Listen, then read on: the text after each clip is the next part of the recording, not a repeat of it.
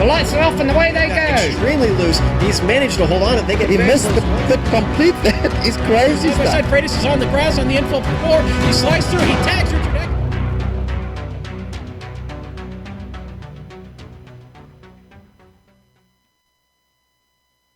The smell when you wake up in the morning is a scent of a famous beach that thousands have raced on. The tunnel. The one you drive in and realize that you are at the world center of racing, where drivers like Eckrich, Krahula, Ryan, and Carroll want to find that top step as winner of the Daytona 300. Dan Murray, he knows where that step feels like. Before anyone else can reach that step, they must find out where they're starting in the great simulation race at Daytona. Tonight, we find out on iRacing Live and the Global Sim Racing Channel.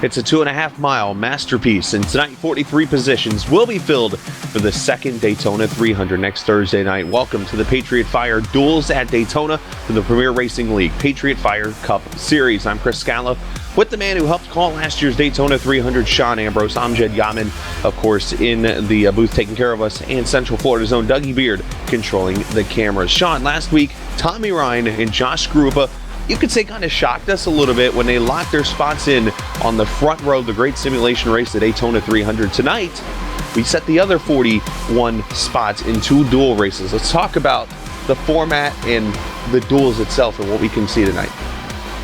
All right, Chris, let's do it. Good evening, everyone. Yes, and welcome here this evening to the World Center of Speed, Daytona International Speedway. The field has been separated into two groups.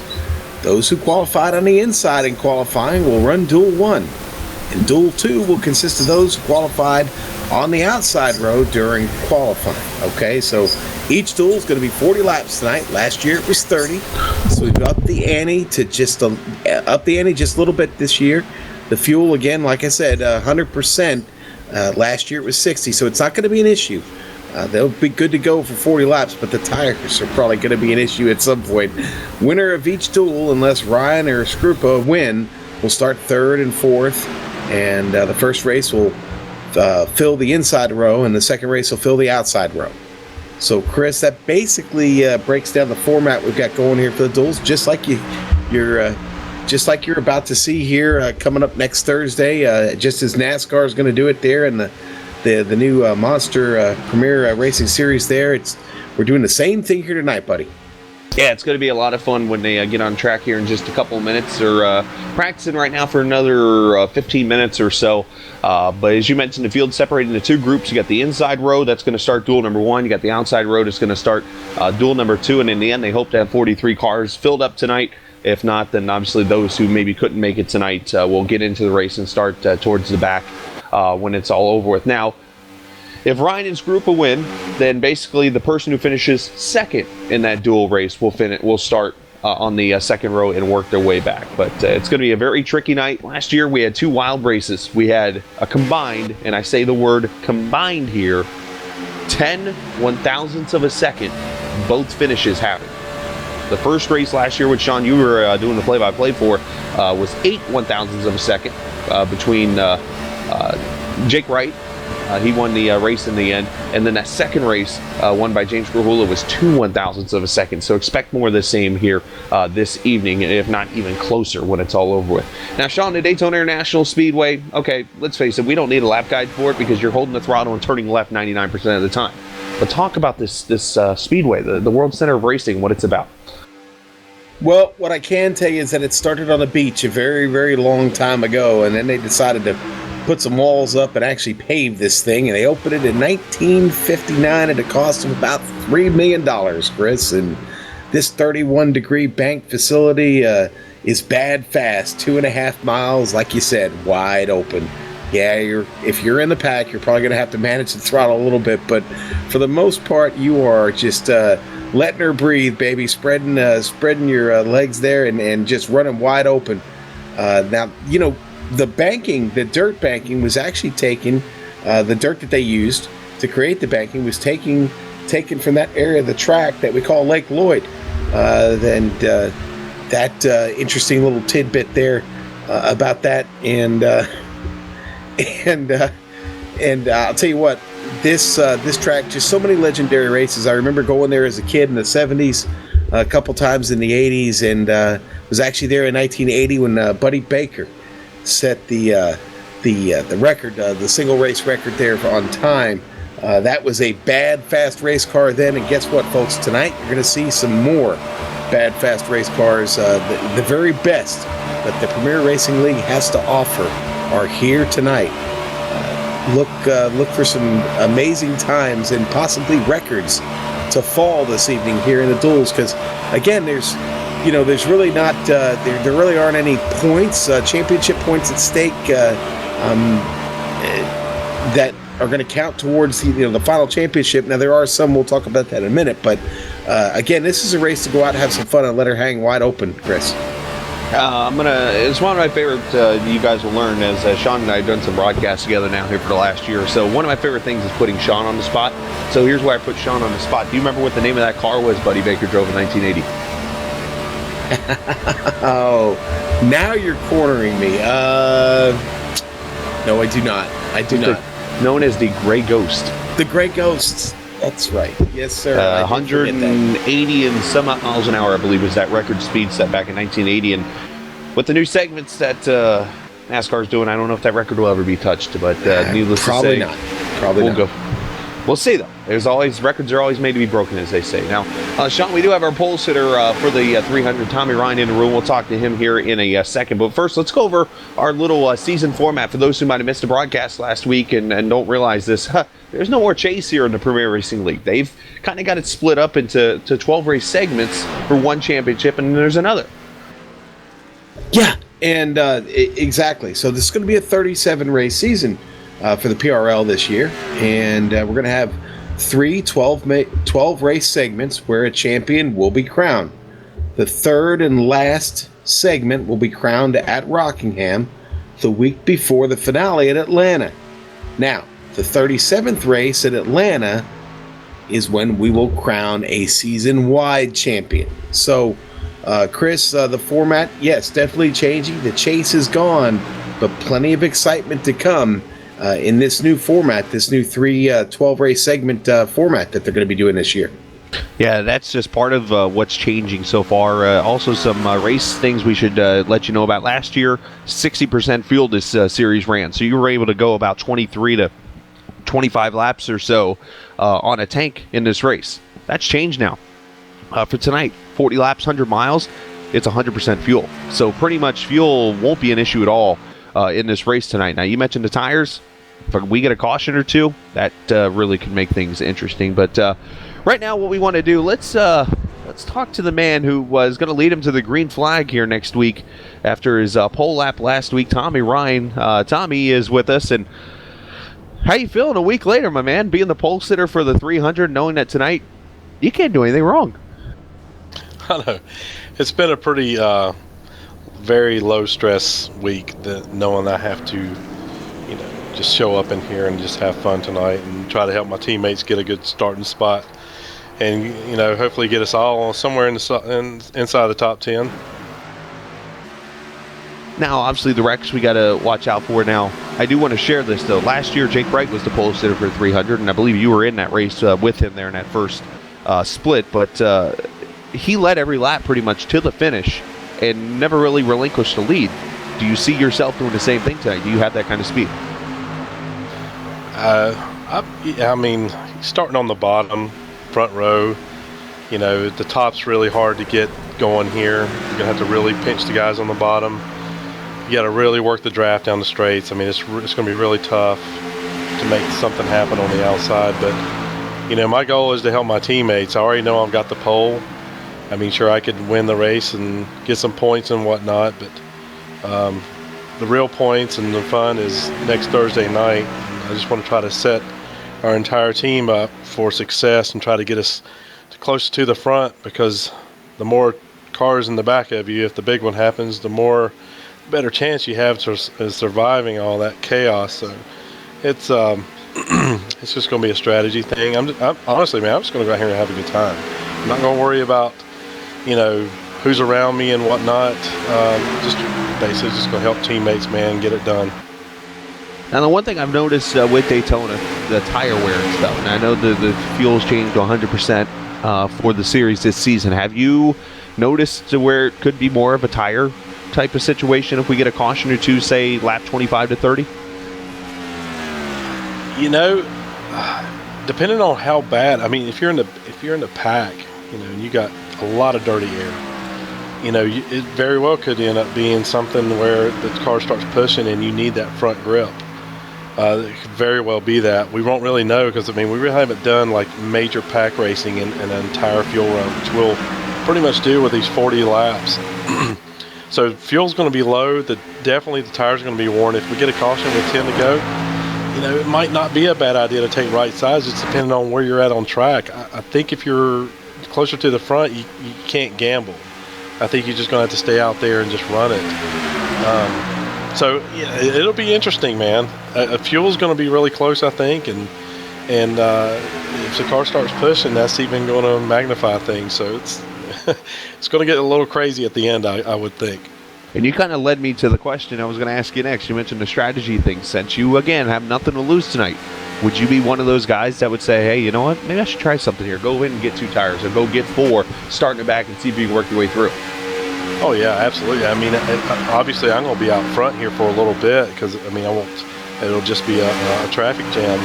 And I'm obviously probably going to burn a little bit more fuel than those guys in the middle of the pack that are having to lift in the corners and maybe on the straights a little bit to keep from, getting into the guys in front of them and causing a big wreck. So, yeah, it's definitely going to be, it's going to get crazy. You can count on it.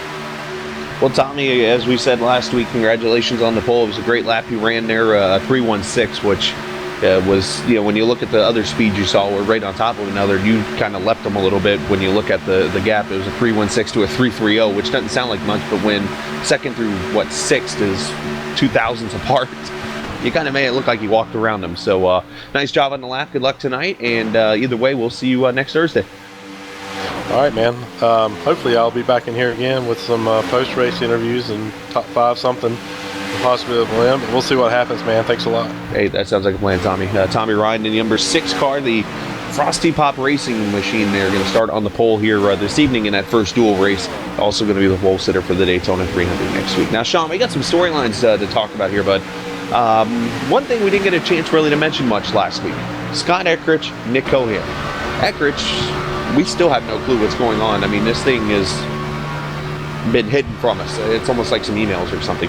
But anyways, we have no clue why his laps wouldn't count. And then Nick Cohan, much like probably me most of the time, shows up late for work, doesn't get to qualify his car. So both of these guys are going to be starting in the back of their duel. Nick Cohan's in this one coming up. I believe Eckrich will be in the second race later tonight. These guys both wrecked. Lap number 1 last year, coming across the line in the second dual race. How can they keep themselves from getting that trouble again?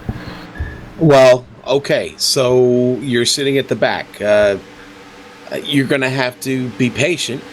Okay, yeah, it's only 40 laps, but it's a long enough race that you can be patient for a little bit, as long as you can hang on to the draft. Now, this is something I've noticed in practice this evening. Man, you can't get too far out of it. If you lose it, you lose it, and you're not getting it back short of a caution flag. Now, that's your best and only hope if you lose the tail end of the draft. So they're going to have to be on point. They're also going to have to look out for the trouble, because obviously, starting in the back, if it happens, it's going to happen right in front of them, and there will probably be a lot of carnage to avoid to get through that. Might be a good idea to slow the car down, get on the binders. If you see something happening ahead of you, and don't get into that, don't drive through that cloud of smoke, Cole. Maybe use a little bit of caution if you're Eckrich and Cohan sitting all the way there at the back. Well, here's the only other issue that I counter that with is when you're the last car in line, let me just put this out there. You're talking to a guy who rides in the back. I am the Dale Jarrett or the Tony Stewart, as you will, of restrictor plate racing. I will be the last car in line. And I've learned the hard way that being that last car, if you have nobody pushing you, if you were to such blip the throttle to get out of it, you could lose that draft. So I think they got to be really careful tonight, and worst case scenario, get a car behind them so that they have somebody pushing them the whole entire time this evening. But that could definitely play a role. As I mentioned last year, those two were involved in a wreck before they got to the start-finish line on lap 2 in the tri-oval. So hopefully they'll get some better luck. And, of course, Eckrich got worse for him in the 300 last year as he was black flagged, I believe, during the race and didn't even get a good finish. So yeah, tonight could be the starting point to a good start to the season. And when you're talking about Daytona, Chris, obviously you said the word luck. You need a little bit of luck here. I mean, you really do. It's the only way you get through unscathed, and the only way you make it to victory lane here is with a little bit of luck on your side. Lady Luck is a great passenger at Daytona. Oh, and that's exactly it, because especially in the back, if you're going to have to go off strategy, because if I'm a leader, I'm almost not pitting at all. Like if we get to lap 20 and I'm still lap 25 and I'm still in the lead, good luck getting me to pit, because I'm not doing it, because the way I feel, you're going to need that track position no matter how old your tires are. Yeah, you might push a little bit, but I think it's worth holding those cars back there at 10th. They're not going to get to you that quickly. So we'll have to see how it all goes here. But needless to say, we're going to have a lot of fun tonight. We got 21 cars that are going to be in this first dual race that is coming up. And, of course, the second dual race will be immediately following this one. 73 degrees here in Daytona. And you'll notice, unlike last year, Sean, tonight's race is actually a late afternoon race. The first duel last year Yes, it is. was actually during the evening time. So that's going to play a pretty big role when this is over. So yeah, and our next duel, Chris, will be in the evening. So Yep. it'll be an evening session. So with that said, we're going to get some racing done. But first, as we always like to do, we like to pay tribute to America. And with that, we'll have the playing of our national anthem.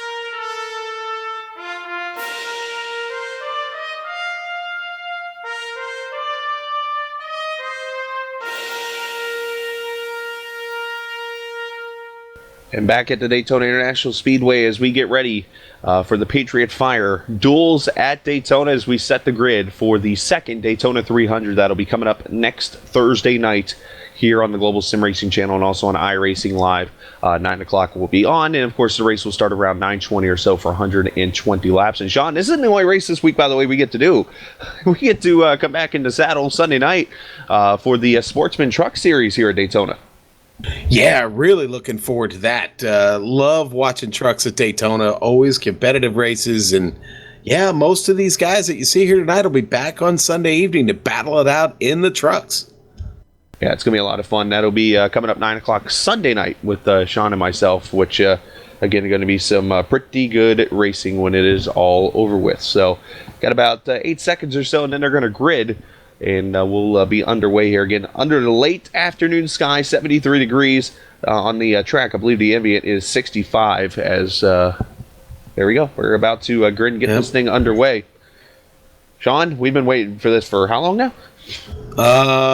Just short of a year. Sounds about right. Well, for you, I'm just ready to have some fun with it as the cars will grid. And let's take a look at the starting lineup for duel number 1 as James Krahula goes over all the instructions with the guys. Tommy Ryan on the pole, the Frosty Pop Racing machine. He'll start there first on the outside. Jeff Ward. And then we'll go back to row 2. It's going to be Drew Carroll starting in 3rd. Steve Ritter will start 4th tonight. A rookie and some might say a sleeper tonight. Bob Bryant starting there on the inside. The Mid-South driver will be in the 5th position alongside Loud Pedal Motorsports, Michael Krobach. And we'll drop down to row 4. Woodrow Mahon going to start 7th. Ricky Harden going to be right there on the outside in 8th. Josh King, he'll start there on the inside of row number 5. Last year's Daytona 300 winner, Dan Murray, on the outside. All right, let's go to row number 6, and that's going to be Rick Thompson. Starting in 11th, Gary Whitson going to be on the outside there in the lucky number 13. A rookie there on the inside of row number 7, that is Justin Rodden in the number 27 car. He's there with Cornfield Racing alongside Randy Oakham. All right, and starting 15th tonight going to be Devin Cannon on the inside, and right on the outside of him, the number 28 of Calvin Filarski. Reed Rundell, who is one of the faster cars time-wise in practice, he'll be on the inside of row number 9 alongside Gregory McDougall. All right, let's drop back to row 10, and that's going to be Thomas George starting 19th this evening on the inside. Nick Cohan going to be on the outside there starting in 20th. He will be one to watch. Final row out of the 22 starters, Rick Jett and Adam Blattle, the number 9 car there for Steel Horse Racing out of the Plains there. He'll be starting in 22nd. So there's your field, 22 cars tonight. And again, the only spot locked in is that pole sitter of Tommy Ryan. All the rest, they got to race their way in and figure out where they're going to be starting from 3rd all the way back to 43rd. Can you smell that American ethanol, that Sunoco American ethanol, baby? I can. It's time to go racing here at Daytona.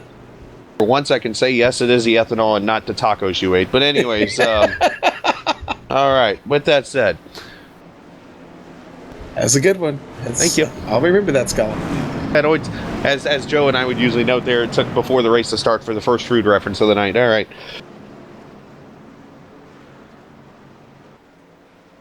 This is what it's all about, the start of... This is where you get your momentum for that 37 race season. It starts right here in the dual race. It's almost like a practice at the same time, but you want to get that best finish as you can. So we'll all start with 22 cars, 40 laps, 100 miles, and I'll go and throw this in there, 40 minutes, just in case they don't make it that far. Green flag is out, duel 1 underway at Daytona.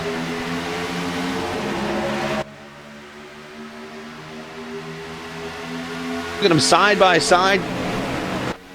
Tommy Ryan trying to get that inside line round up. It's going to take about a 3/4 of a lap or so to get these cars up to full song, but Ryan's going to get that inside line rolling. He's got Mr. Excitement, Drew Carroll, new colors on him in the 87 up to 2nd. And watch that top line start to move. Jeff Ward leading the way up there. I know outside's got to get organized. He's got Steve Ritter just behind him. Yeah, Ritter knows how to push that draft up there in that 16 car. Bob Bryant there, he's lock and loaded down. He's going to take that 3rd spot. And there's, we'll go ahead and say Amjad's favorite paint there, that 12. Looking to move up into the 4th position, Woodrow Mahon, as they come by a complete lap 1 already. All right, Ricky Harden kind of caught up now on that top line. He's closing in on the bumper there. Steve Ritter, the top line, starting to move just a little bit. Oh, we got a car steps out there. That was Woodrow Mahon, the number 12, stepping to the outside. It's all about carrying that momentum. As you see one line back there about up in the 3rd groove up above the champ there of Dan Murray, the Daytona 300 champ. Who is that leading that outside line? That would be Randy Yoakum, it looks like, up there, the 8s. He's got the 28 of Filarski.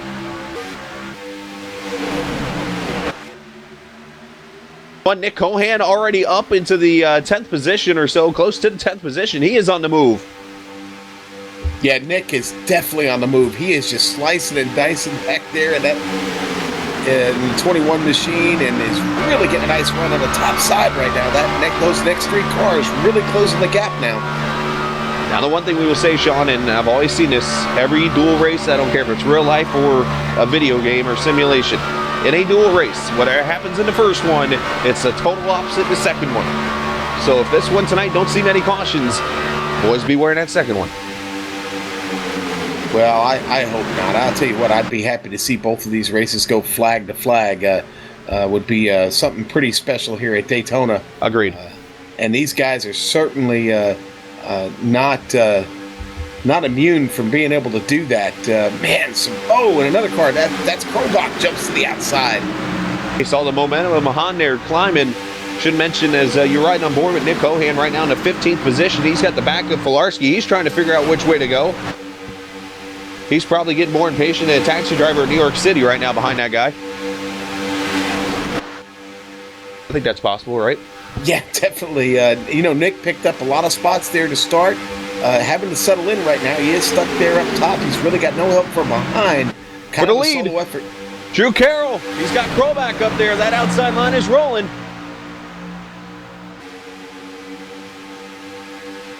Mr. Excitement. Boy, you know who's dropping like a rock? Jeff Ward is falling through the field right now. He's all the way back to 8th. Yeah, he's hanging on, I believe, 4th car outside there is Jeff Ward. That outside line just needs to get a little more packed, maybe a little more side drafting or something, which you might think, yeah, lap number 4 might be a little too soon to do that. But you know what? You got to do whatever you got to do to keep that momentum going. Positions can change so quickly here, Chris. We know that. We've seen it time and time again. Where you're at in the draft, you can lose 5 spots or pick up 5 in the blink of an eye. Should mention, if you're watching us on the Global Sim Racing Channel YouTube, you can chat with us. I do have chat open if you want to talk with us or with Sean. Any questions for any of us or any of the drivers or whatever. I know some of the guys probably in race number 2 are in here watching right now also. Feel free to chat it up on the YouTube channel. We appreciate everybody on iRacing Live watching us tonight in the Premier Racing League. So, again, appreciate the viewers tonight as you see that inside line starting to form up a little more. And Bob Bryant just riding right behind Tommy Ryan. Now, one thing I mentioned about Bryant last week during qualifying, he's got 2 of the iRacing Daytona 500 victories. He might be a rookie, that yellow stripe on the back bumper. He's no rookie to this, though.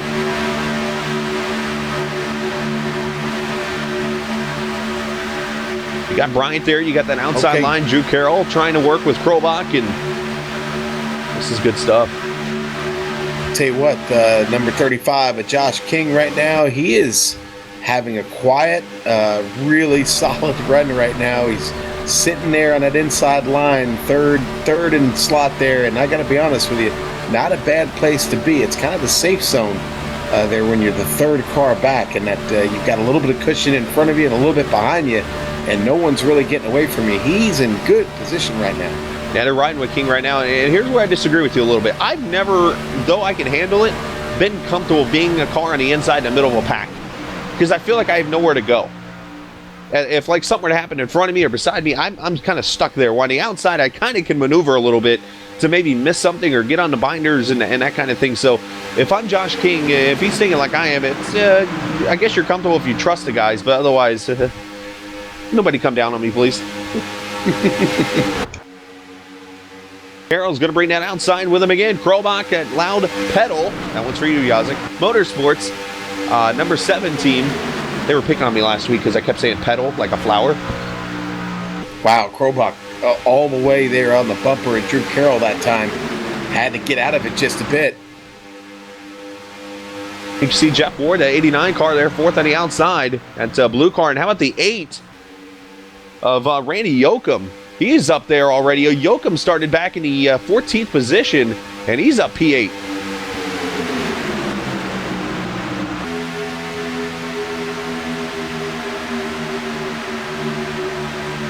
Kind of breaking up into 2 packs here.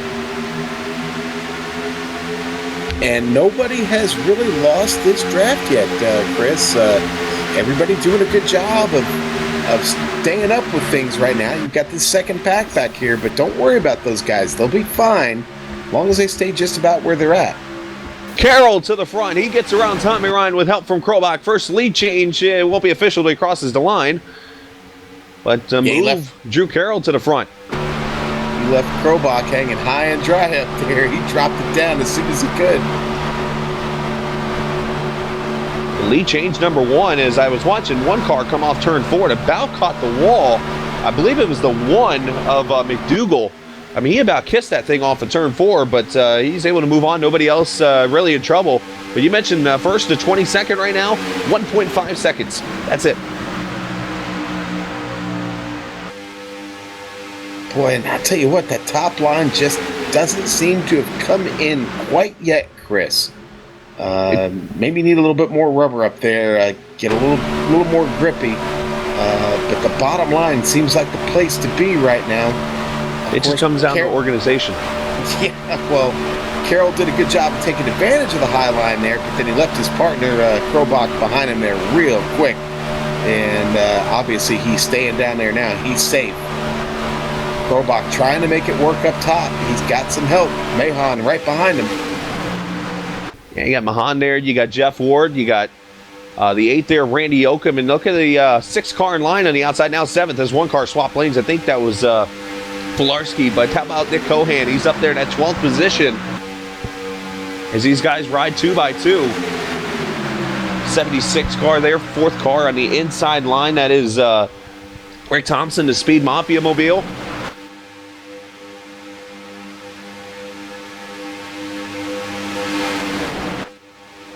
You know, I remember one race where a guy named Mr. Excitement won at Daytona in a Ford, 1994, the 400-mile race. One guy named Jimmy Spencer. Yeah, I seem to remember, might remember that. So. It was back when I had hair. I'm trying to remember. Was he in a number 7? He was in the number 27 McDonald's car at that point. 27 McDonald's car. Okay.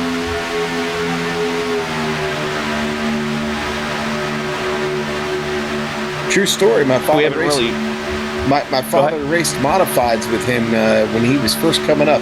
First couple of years he was on the modified scene back in the day. Yeah, and he grew up there in the Northeast where you guys are from. He grew up in Berwick, Pennsylvania, I believe is the town he's from. And I believe you're correct, yes. I believe he was a good one on short tracks, too. Yeah, he wasn't bad. He was all right. He could wheel a modified pretty good. Starting to pull that inside line. And we're seeing one car starting to lose the draft. That's McDougall. I talked about earlier, being that one car in the back that you don't want to lose anything. McDougall, he is starting to lose the pack. That's not good. No, it's not good, man. And if he doesn't get a yellow flag, I'm afraid that is going to be where he finishes right there at the back, because there's no way he's catching this field. Yes, viewers, I did have hair at one point. I had a Mo Howard look when I was younger, and now I've turned to look like Curly. So I'm almost covered all the Stooges. In the morning when I wake up, I look like Larry. So there you go. Sights you probably don't want to see of me. Boy, I'll tell you what, Josh King in the number 35 really keeping it planted down on that yellow line a couple times through the turn there. He almost dropped those two left sides down below the line. You don't want to do that here at Daytona. That could cause a lot of trouble for not only yourself, but everybody behind you or next to you.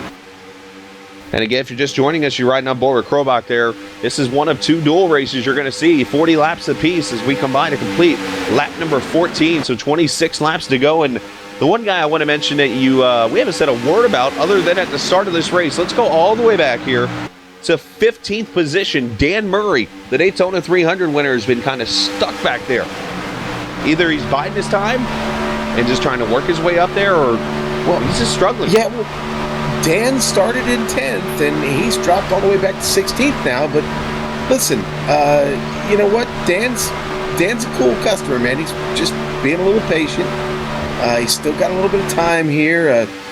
He is kind of mired back in the middle of everything there, so he's going to have to make a move here at some point to either get with somebody and try and get through. Chris, I can't help but to think as the laps start to tick down and we get a little bit closer to the finish here, you might start to see some 3 wide chances being taken. Now, the one thing I do want to mention here, I mentioned Michael Krobach a little bit ago as he helped Drew Carroll took the lead. Easy for me to speak English tonight, apparently. That's 2 Loud Pedal Motorsports teams. You got the North team, which is Krobach. You got the South team and Drew Carroll. So kind of got teammates working together. Oh boy, here comes Tommy Ryan on the top side, getting a nice run off of 4, Chris. Yeah, Nice Krobach has got help. scattering here a little bit. Everybody seems to be okay as that time by. Krobach leads. He's got help from the 12 of Woodrow Mahan. Mahan giving him a really nice push. Mahan almost clear, man. If he could just get up there, they get both of those cars down there, but not going to be able to do it. Krobach going to stick with his dance partner, though. Look at that, staying up there on that top line. Ford Fusion's dominating right now. It says Krobach trying to bring that Fusion up in front of Carroll's Fusion. And you got the Ford right there of Mahan there. And then you got a Ford behind him of Jeff Ward. A lot of blue ovals out here tonight. They're doing a really good job. Yeah, 200. Go ahead. Well, I was just going to say, you know, we got about 14 laps out here now, and that top line has started to come in, Chris. You wonder if the inside cars are getting hot now, because obviously you've been sitting there trying to push each other, and that's going to allow that outside line to form up. You see Nick Cohan again, that second car, or a sixth car on the outside. You got Filarski. He's actually got some damage on the rear that I just noticed. Look at the back where that Castro sign is. A little bit of damage on that back bumper of the 28.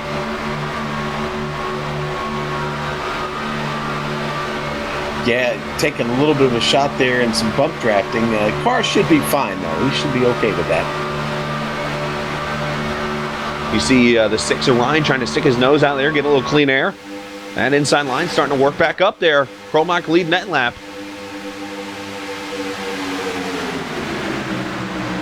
Yeah, Tommy just heard him over the mic saying, I'm getting hot, Drew. So this is where it gets really testy now. You've gone, 19 laps caution free, and you're in this tight pack. You're going to see temps getting up to 250, 260.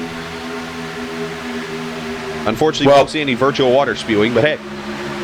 Yeah, well, I'll tell you what you need to do is when you start to get hot like that, you've got to try and find some space, either to the left or to the right, and get some of that grill out there so you can get some fresh air in there. But at some point, if that space isn't there, you got to make a decision. You got to either hope that guy in front of you or behind you is willing to make a deal and let you cool off. But Chris, that's the problem. Where do you go to cool off here? You don't. Sean, you're side by side, flat out. I was going to say, Soup might be proud of me on this one. Trying to find air at Daytona or Talladega is like trying to find Waldo in the book. There's not a lot of space. There's not at all. And yes, Soup, I thought of that myself. But Drew Carroll up there in the front. Tommy Ryan doing what he said he was going to do. Try to ride up front as much as he can. You're not likely going to see any cautions, especially, or not going to see any pit stops unless cautions come out in this race. Because 40 laps, you can easily go about 42 or so on a tank of fuel.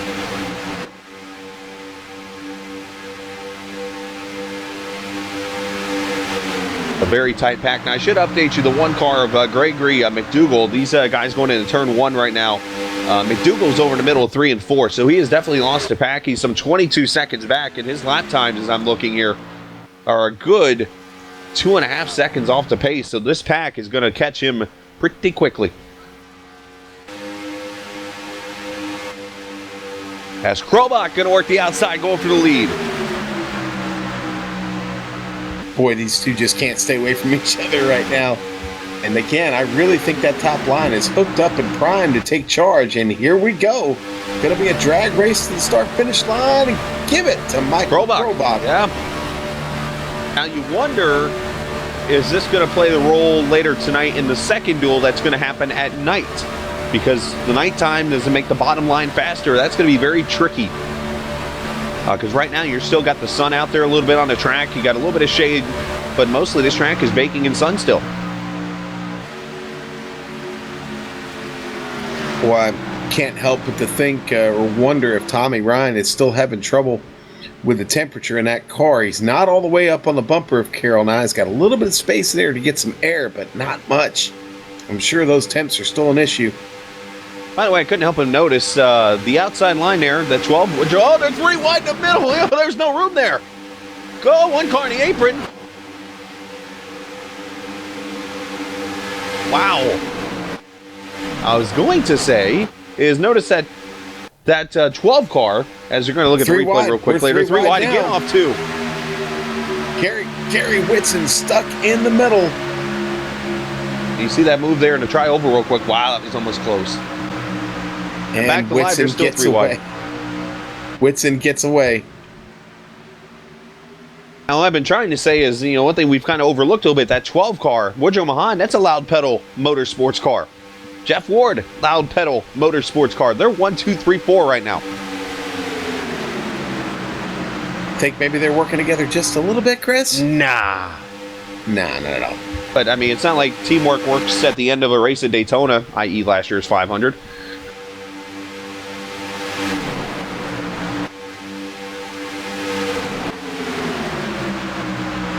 Woo. Oh, 13 going to put up the middle again. Help. Oh, Whitson boy. shooting it. Oh, boy. Look at Whitson go right through the middle, man. You think he's singing Stuck in the Middle with You right now? He just made that move work. Cuts it right up in front of Jeff Ward. Then dips it down to the inside. Driving like a madman right now. And he got to the bottom, too. Look at that. He's going to work the inside now. We cover up that number Gary. 1. That looks like a 3 car out there, if you know what I mean. Gary Whitson looking to take the lead of this race. He's got no help now. Oh, he's going to get some. Here comes Jeff Ward dropping in behind him. If Gary And can look at the complete, top.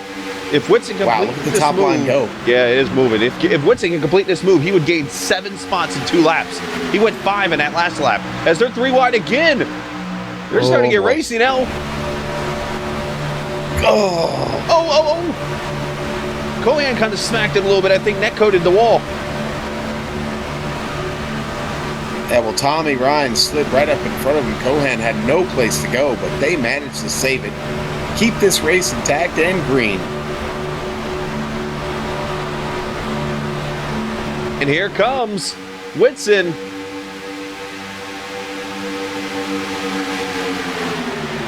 Whitson at Whitson Motorsports, number 13. Look at the 8 car. Yoakum going to go 3 wide. Oh, Clemson here Mobile comes coming Ricky in there. Harden. Ricky Harden. Ricky Harden putting it in the middle. Oh man, Ricky gets right down in front of the 13 car there of Gary Whitson. Whitson was up front, but wasn't up front Yoakum long. leading that lap.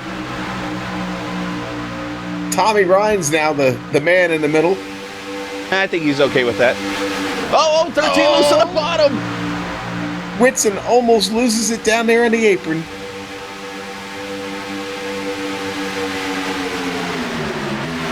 Ooh. And here comes Cohan to the middle. Here we go, guys. 3 wide. Everybody got Chris, their popcorn, hopefully, as they're watching? Yeah, you remember when I was talking about that? Maybe when the lap started to kind of wind down here, we might see some 3 wide racing. Well, Hey, how it's about here. 3 wide deep of 3 wide? Oh, what car? Oh, and wrecking behind at the back. Thomas George, the 24. Actually, I stand corrected. Yeah, Thomas George, Devin Cannon.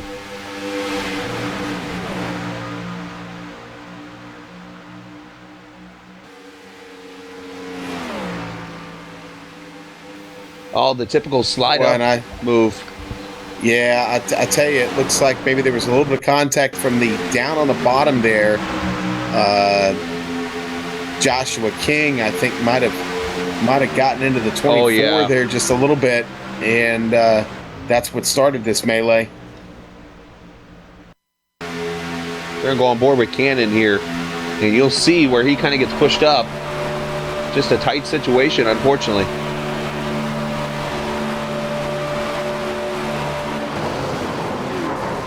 Bam, he just gets squeezed. Well, let's see. What do we do here now? Are they coming in? Are they all This is coming gonna in? be- They're going to keep it out on track. We're about to find out. Pits are open here. You're going to have about 9 to go when we go green. Got any takers? So far, no. If you're 8th on back, I say yes. Nobody's coming. If you're last, I'm definitely coming. And that's what you're going to see here. 77, Rich Jett, he's coming to pit road. And I think you're going to see the 1 coming to pit road of McDougal. Otherwise, you get the damaged 24 of Thomas George. That's going to be it on pit road, just those 3 cars. Yeah. Well, I mean, Chris, we're going to restart this race with probably my. about 9 laps to go. Yeah, about 9 to go. We're at 12 to go right Yeah. now, and hopefully you got your popcorn. As I said a second ago, they were 3 deep. Look, they're 3 wide under caution right now, trying to figure out what's going on. So, yeah. Anything could happen. It seems like everybody's loving the stream so far, too. Everybody's loving the racing as I'm looking what people are saying. Honestly, that wasn't that. I don't think that wreck was honestly a product of the 3 wide racing they were doing up front. That obviously happened at the tail end of towards the tail end of the pack. So, hey, listen, hats off to these guys. They are really wheeling it tonight. We've had a great race so far. I really love the way that 3 wide racing started to develop there towards the end. I really had a feeling that when push came to shove, several were going to push, and we saw it. Whitson coming up through the middle, Ricky Harden coming up through the middle. It's these last several laps are going to be a lot of fun to watch, Chris. I agree 100%. And that's what we had there, and just some great racing. And, we got to 20 to go, got to the halfway point, and everybody just seemed to wake up and say, all right, time to go. And basically it was almost like Harry Hyde said, we put a matching set of tires on the car, time to go. But I mentioned the one person that's really thankful for this caution is going to be McDougall there in that one car. He lost a pack and is going to be back with him now. He's going to have 4 Mr. Feelgoods on there and ready to roll here. I believe we're getting 1 to go this time by. We're going to go green with actually 10 to go. So a 10-lap shootout. So if you thought the first 20 laps in the 3 wide, 3 deep was good, As a matter of fact, I just caught something. The 28 of Calvin Filarski, I think, just scraped the wall going into 1. But look at the right side of his car. It's kind of beaten up.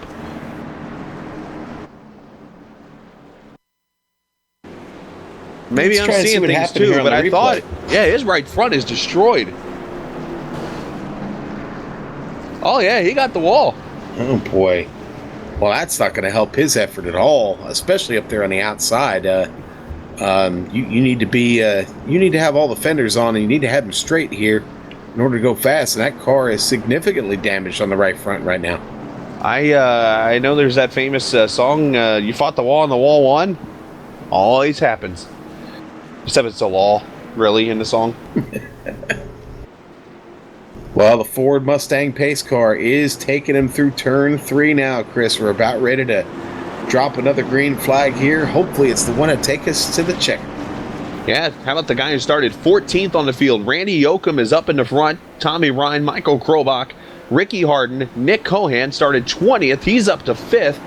Gary Whitson from 12th up to 6th. He went up 7 spots almost in 1 lap just a few minutes ago. We're going to get a pretty wild restart here. We're going to have 10 laps to go when the pace car turns left, and only 2 cars on new tires. Rich Jett, who's back in the 19th position, and Gregory McDougall in 20th. Here we go. Green's back out. They're piling up a little bit. A little bit of check up there. But clean and green.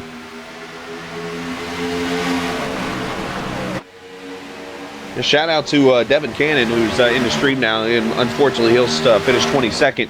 And hate to say it, he'll be tail end Charlie for the start of the Daytona 300 next Thursday night, but he's still in the stream in good spirits.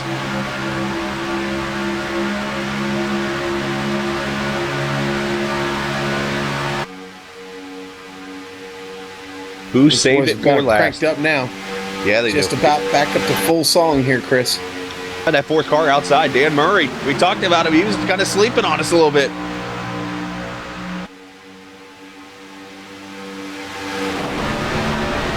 Tommy Ryan looking to keep the streak up. Last year, Jake Wright won the dual race from the pole.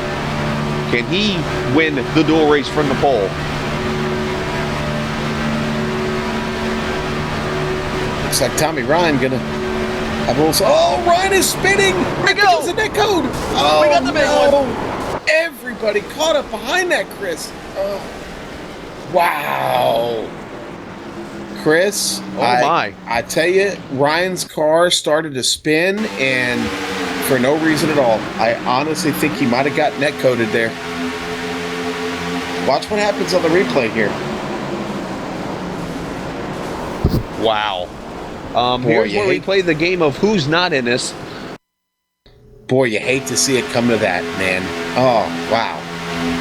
That's a shame. Tough break. Let's go on board here with Ryan. No contact. No contact at all. It wasn't even close. Wasn't even close. The car just turned. That is a shame. So many cars caught up in that. Bob Bryant, Drew Carroll's got damage. Justin Rodden with damage. Gary Whitson. And I'm looking at cars who aren't damaged. I'm trying to find somebody who's not damaged. Joshua King, first one I can see with no damage on the 35. McDougal, I think he might be one to get on board with because he was in the back. Yeah, McDougal's clean. Looks like you said Josh King. Car looks clean. Rich Jett, not seeing any damage on that car. And ladies and gentlemen, let me give you some advice right now and learn right here. When you're the last car in line on a restricted plate race and the big one happens, the best thing to do is what Mr. McDougal is about to do. Yes, stop. I talked about that, remember? At the very beginning, I said, Yep. not a bad idea to sometimes just get on the binders and just stop and let it all unfold in front of you. The caution's coming out, so, might as well. And just see in the chat, Krobach and Cohan and them talking, they're saying, yeah, there was 3 feet between the drivers, so they definitely all agree that was netcode, so no hard feelings, it looks like. But what we're left with here is a demo derby. So we got Randy Yoakum now the leader. Oh, he's been the leader, actually. He took the lead from the restart there. Calvin Filarski is now up to second. You now have Reed Rundell. He's got a beaten-up Harley-Davidson car there in third. You got the 16 of Steve Ritter. He's got damage in fourth. You got the Chicken Pit Special. He's got damage in fifth. And then your first non-damaged car is going to be Josh King in sixth when they come back across the line.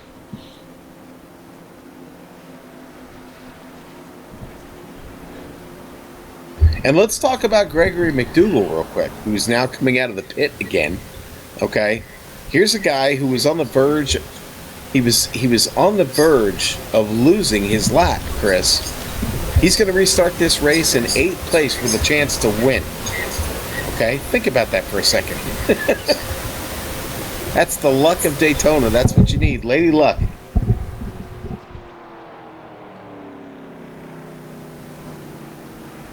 All right. Looks like Chris might have stepped away for just a second, but here we go. And up front, it is Randy Yoakum. Looks like we're probably going to have another lap or two here with the caution. A lot of cars still in the pit, though, getting repaired. In fact, we've only got 8 cars on track right now. Let me run down the list of who's coming out. Well, let's see. Tommy Ryan's making his way out. Drew Carroll's making his way out. We're up to 10 cars. But Bob Bryant, Michael Krobach, Woodrow Mahon, Dan Murray, Rick Thompson, Gary Whitson, Nick Cohan, Adam Blattel, Jeff Ward, Ricky Harden, Thomas George, and Devin Cannon was already out, but all of them sit on pit lane still. Yeah, we're going to have, looks like 5, maybe 4 laps to go once the green flag comes back out here. And, anything can happen here. You got these beaten up cars. These guys, you think the racing's done here for this one? No. You're going to see these guys run like there's no tomorrow now.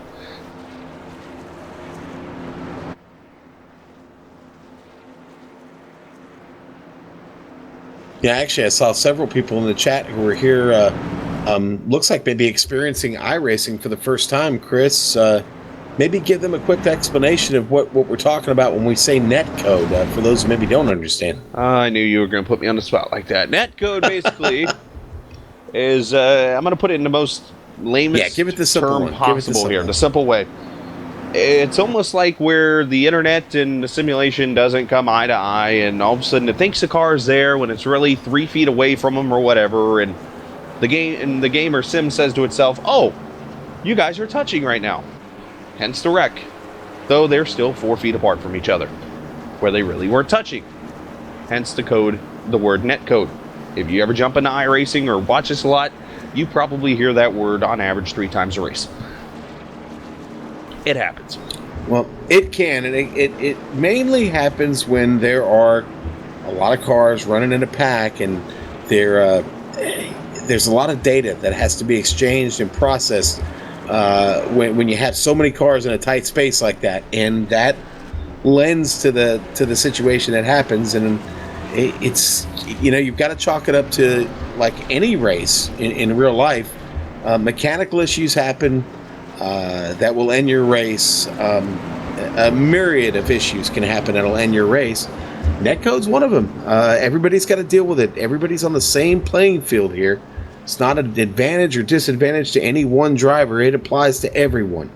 But one thing is certain. We're going to have 4 laps to go when we come across the line, Chris, and now they're getting up side by side. It's just about time to go. Yeah, we're hitting the point of no return already, as I call it, which, when you look at it, it means there's no green, white checkers in iRacing. So they're going to the finish now, either with the checkered flag coming out or the caution flag. Now, let's look at the 43 car, Reed Rundell. He has no rear end. So let's go ahead and get that out of the way. You got the 43 with a smashed up nose. You got the 27 with the right front tire sticking out. That's just to name a couple of these cars up here in the top 5. And then you got the mainly clean number 8 car, and then you got a clean number 35 and a clean number 1 back there. And then Drew Carroll's gotten back on track. He's going to likely finish P9 with that thing. It looks like one of your family members' ex-modifieds. He's definitely running the Bristol special back there for sure right now. Here we go, Chris. The cars are so much damage. The pace car is the fastest on the track, it looks like right now, with everybody backing up. Just kidding, obviously.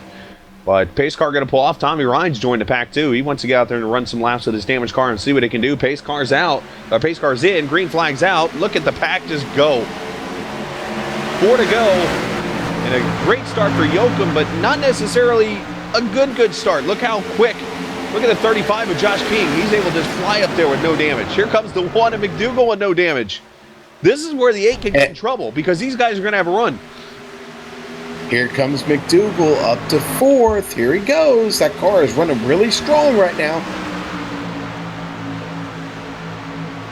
Josh King to the outside, just no damage and all. It's like, bye, just makes the pass on Rundell. Here comes McDougal on the outside. The guy that lost the draft 10 laps ago is now the 3rd. The last car loaded Motorsports, or in this case, the last car drafting Motorsports. Finds himself in this race. Boy, these boys at the back with the damaged cars, it doesn't look like they've got enough speed to catch the pack now. Those 3 up front are probably going to walk away here at this point. McDougal got to hang on here. He's got no help from behind. Yeah, it makes you wonder what car is going to have the advantage here. Another car I'm watching, the 77 car. Rich Jett is just flown by the 43. He's up to 4th. Is he too far back, though? Ooh, it's going to be close. McDougal's going to make a move. He's going to try. McDougal's, he's got no help. That puts him in a tricky spot. He's really dependent upon what these 2 in front of him do. And they're coming up on a Woodrow Mahan, who said he's going to get on the apron. They're begging him, get out of the way, please. There's another modified for you. I think that one ran New Hampshire last week. Oh, man, here comes Jett. Jett really getting a run now. That 1 car trying to queue line a little bit there. And Jett's, I don't know if he's got enough draft.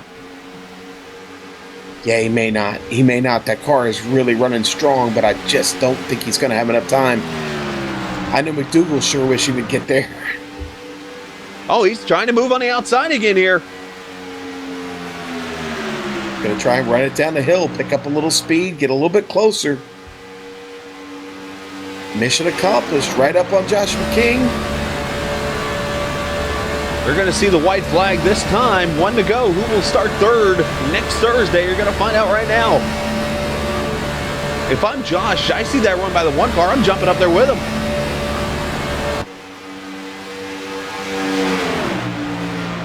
Boy, you can see McDougal. He's really trying. He's looking for something there. He's hunting. Let's see. Josh backed off a little bit there. I noticed there. See, he's going to start pushing the 8. Nobody's made the move yet. The 1's trying. They just killed McDougal's momentum right there. Yoakum needs to get down that yellow line. Here they come out of 4. Will King make a move? Doesn't look like it. He's going to stay in line. It's Randy Yoakum going to score the win in duel number 1. Yeah, good win there by Randy. Succa Free Racing getting P1 here in race number 1 of the duels. The 35 of Josh King finishing second. Gregory McDougal, he started to get some fans in chat, I've noticed. He's going to finish P3 in that race when it's all over with. So we'll talk to those three, and we'll get you set up for duel race number 2 when we come back here on the Global Sim Racing channels. You're watching the Premier Racing League.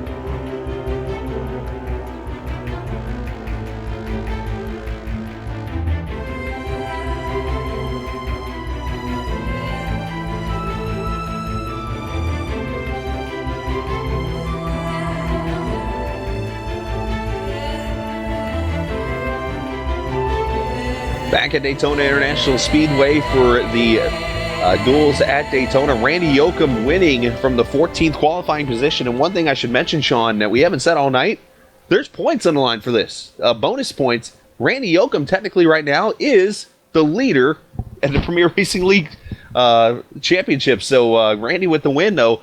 Josh King finishing second. Gregory McDougal third. Rich Jetty finishing fourth. And Reed Rundell fifth. All right, and Calvin Florsky going to finish 6th. Steve Ritter, 7th. Justin Roden, 8th. Drew Carroll, 9th. And Tommy Ryan going to round out the top 10. Woodrow Mahan going to finish in 11th position. 12th goes to Bob Bryant making his debut at Daytona. Gary Whitson, 13th. 14th, Rick Thompson. Dan Murray, last year's Daytona 300 champion. These guys were all caught up in the big wreck. I should mention, he'll finish 15th. Adam Blatto, I believe that's how you say that last name, finishing 16th. Nick Cohan, 17th. Michael Krobach, Ricky Harden, Jeff Ward, Devin Cannon, and Thomas George. What's the one thing we've learned from this, Sean? We've got a lot of firepower in the back of this race at the start next Thursday. Boy, we sure will. The way that unfolded there at the end, we will definitely have some firepower starting at the back of the field. So there will be a lot of strategy going on indeed. You're going to want to be patient and... well, there are a lot of different scenarios that can play out from the back of the field when you work that. If you work that strategy just right, it can be a big winner for you. It sure can. And let's talk to the Patriot Fire point leader. Let's go ahead and call him that for right now, because technically he's going to be it for the next 40 minutes or so. Randy Yoakum, congratulations on your win. I know last year the dual race didn't play in your favor with the pit strategy and things, but tonight you make a Superman move, you want to call it that, up the middle. You gain like 5 spots, so you get the lead, the wreck happens, and then all of a sudden you're in front for the big one, and here you are in victory lane. Yeah, kind of storybook there. It was just a lucky. I was in the right spot at the right time, and saw that opening. And I had a teammate behind me, Ricky Harden, that I stayed right in his line actually, and that's what made the difference right there. And it was just being at the right place at the right time. Now, Randy, you're going to start third at the race next Thursday night. That's going to make you feel pretty good. Absolutely, and be behind a couple of teammates to boot. Can't ask for anything better. And we'll send you off, Randy. We know you want to get all rested up and watch duel number 2. What did you learn from duel number 1 that you can take into next week? Actually, the high line will work. A lot of fellas thought that the low line was the only way to make it happen, but the high line and the middle will work as long as you got some good drafting partners and everything. But it was great bringing that Commonwealth Technologies group Chevy to victory lane for their first win of the season, and I couldn't have done any of this without the help of my teammates with practice and stuff like that. The unacceptable guys are just, acceptable. Sometimes it works out that way. Hey, Randy, nice job. Congratulations, and we'll talk soon. Thank you. All right, Randy Yoakum, the winner from duel number 1. He's the points leader right now in the Patriot Fire Cup Series, and the winner of duel. He'll start third tonight. Sean, you've caught up with the man who finished second.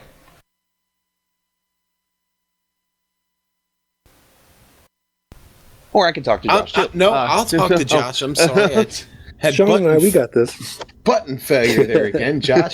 Hey, buddy, I talked about you during the race early on about having kind of a quiet run. Things certainly heated up there at the end, but you managed to stay out of just enough trouble to bring that car home in second. Talk about it a little bit. Man, I think what got me is when we started to go 3 wide, that when it started really good, I got kind of a little scared, so I backed off a little bit. I backed off a bunch, and I was backing off too much, and I might have taken out another guy, maybe in the back would brought up that caution, so I'm really sorry about that. But after that restart, since I was in the back anyways, that kind of played to my luck, and I missed the big one. And so I kind of just played my own game, and I caught up to Randy, and we're good friends. We're within the arm of unacceptable racing, so as long as one of us wins, I'm fine with that, and I didn't really mess it up, so I just held second place, made sure Randy won, and looking forward to next week. Well, that arm of unacceptable racing is a big arm, indeed. And listen, with your finish tonight, you're going to have a pretty good starting spot for the 300. How do you feel about that?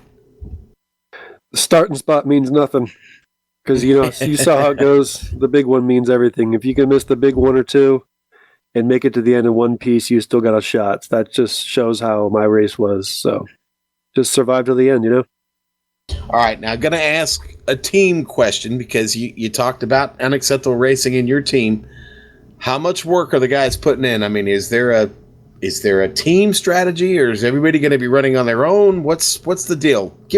Pull back the curtain a little bit for us. The team strategy changes probably every time a scenario changes. We come up with a new strategy. We have a bunch of smart people, and then we have a bunch of other smart people that are smart enough just to follow directions and keep it in line. So that's why we're pretty good at plate racing. Well, hey, we want to wish you the best. Again, great run this evening, and we look forward to seeing you next Thursday, my friend. Thanks, guys. Look forward to the second race. I look forward to being with GSOC. You guys do a great job. I really mean it. Thank you.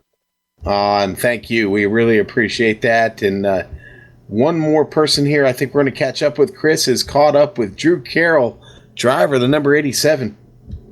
Yeah, Drew Carroll, you had a very interesting run. Got caught up in that big wreck, but found your way out and still got a decent finish. But talk about the racing you were in.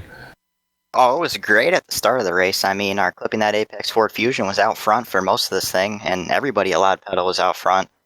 We worked really well together, getting both those lines with the Loud Pedal car in the lead, and we were doing really good. And we were out front so much that we weren't even going to be able to make any run at it because we were starting to run out of fuel. So I was trying to back up, and then the first caution came out, and then that big wreck. I mean, there's just nowhere to go there.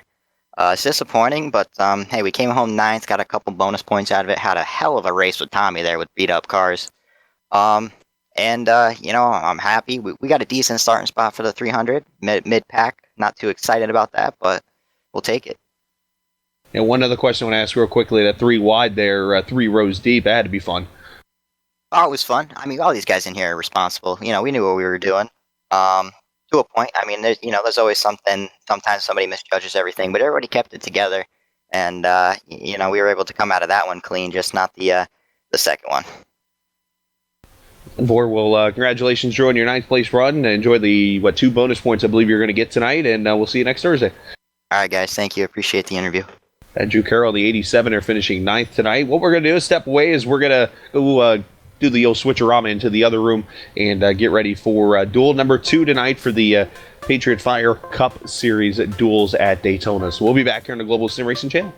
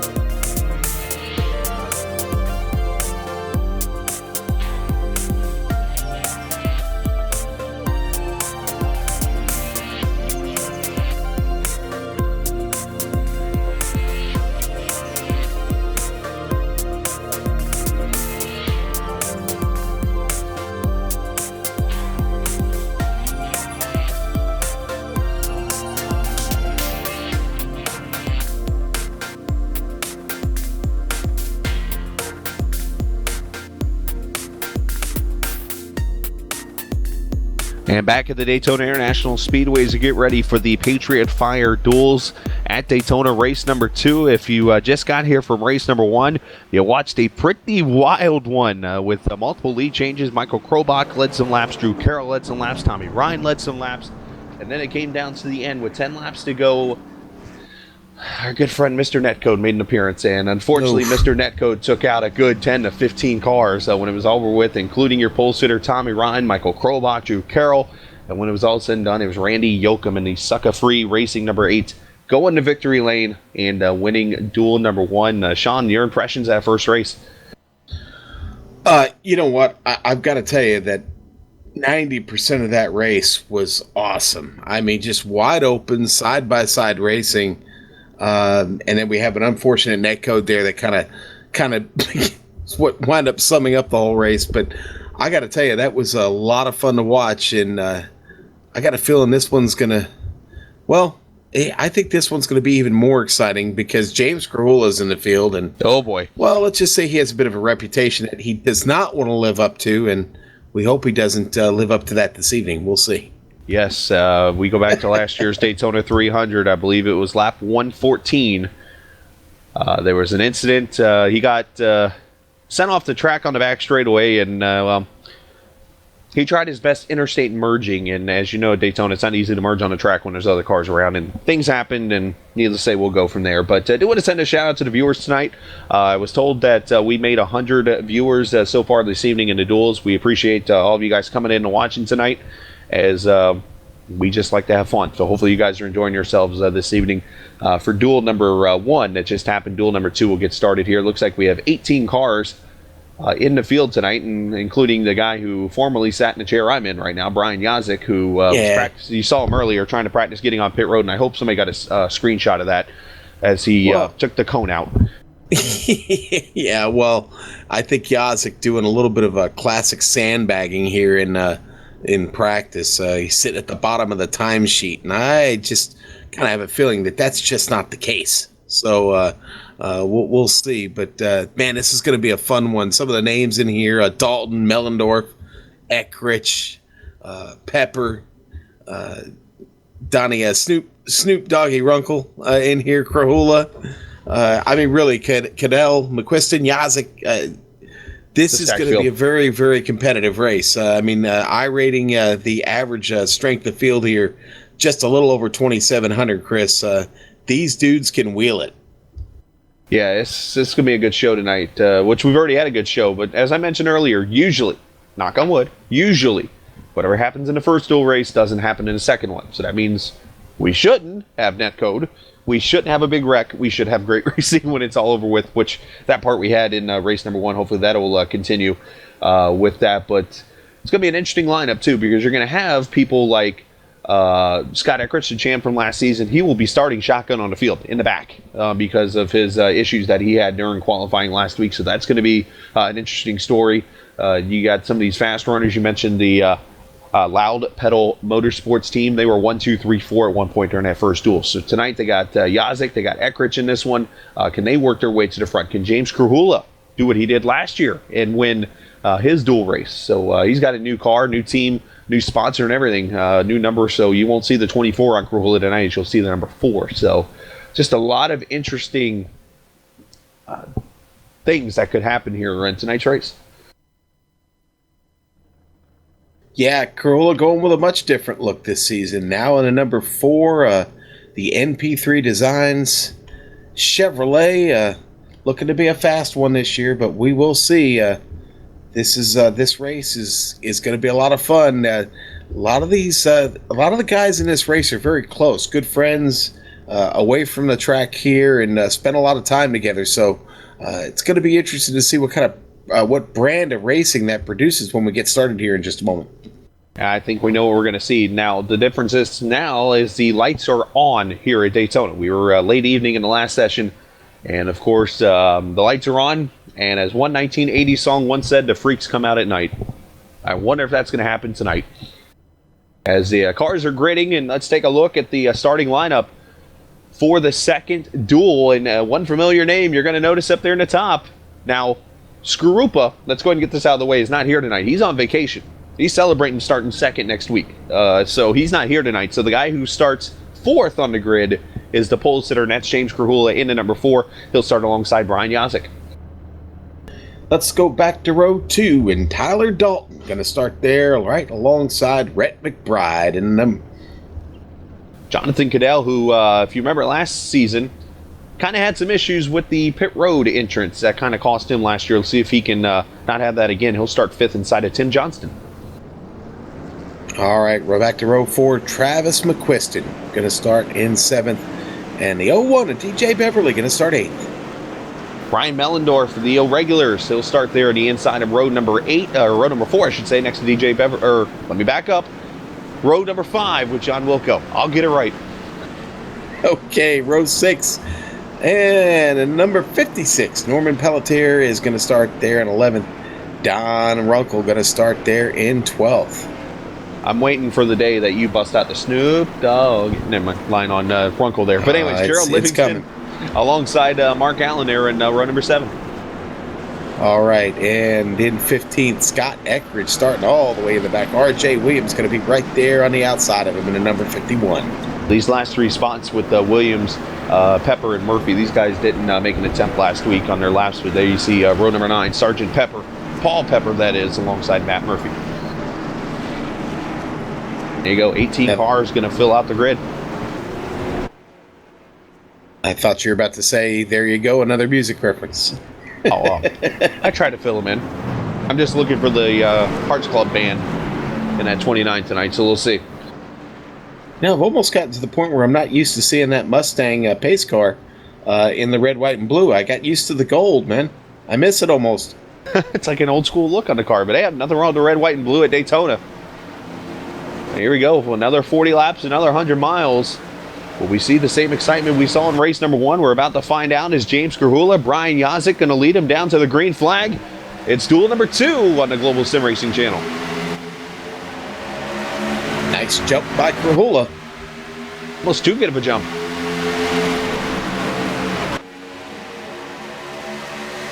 And inside line getting formed up really quickly. Tyler Dalton, that 09 car, he's going to take the inside. Redneck Brian going to take the inside. The North Carolina machine of Cadell going to take the inside. Brian Yazik, he's singing it all by myself. He is all by himself up there on the top line, and they are moving by him on the inside. Starting to get a little bit. Here comes Tim Johnston starting to work on the outside line. Yazik, got to be careful. Jonathan Cadell, a little squirrely down there on the inside of the North Carolina Tar Heel machine. One car turned around. I believe that's DJ Beverly. It was the number 62. Up, I stand corrected. It's John Wilco. John Wilco, I'm sorry. The number 62 of John Wilco goes around. I think maybe there might have been a little help there. Ooh. Might have gotten a little bit of... Don Runkle might have gotten a little bit of the rear end of the car. Looked like Don had to make a bit of an evasive move or check up, but some reason I saw thought I saw an 01 spinning. That's why I thought it was Beverly. So apologies, DJ. Yeah, we're on with Mark Allen right here. Let's see what happens outside of. You're going to see the 00 there. He goes left and then back to the right. When he goes back to the right, I got just a little bit of the rear end of the 62 of John Wilco there, and that's all she wrote. Wilco's machine is destroyed. Likely not going to see John Wilco riding Spaceship Earth tonight, as the Epcot car is destroyed. And the Epcot machine going to have to pull it down and probably going to be in for a lengthy repair on that. There are no fast repairs. No, not at all. And I should mention that would be lap 1 of Duel 2 that I get the first Epcot reference of the season. Mark Allen also in the pit with a heavily damaged front end on that Bud Light machine.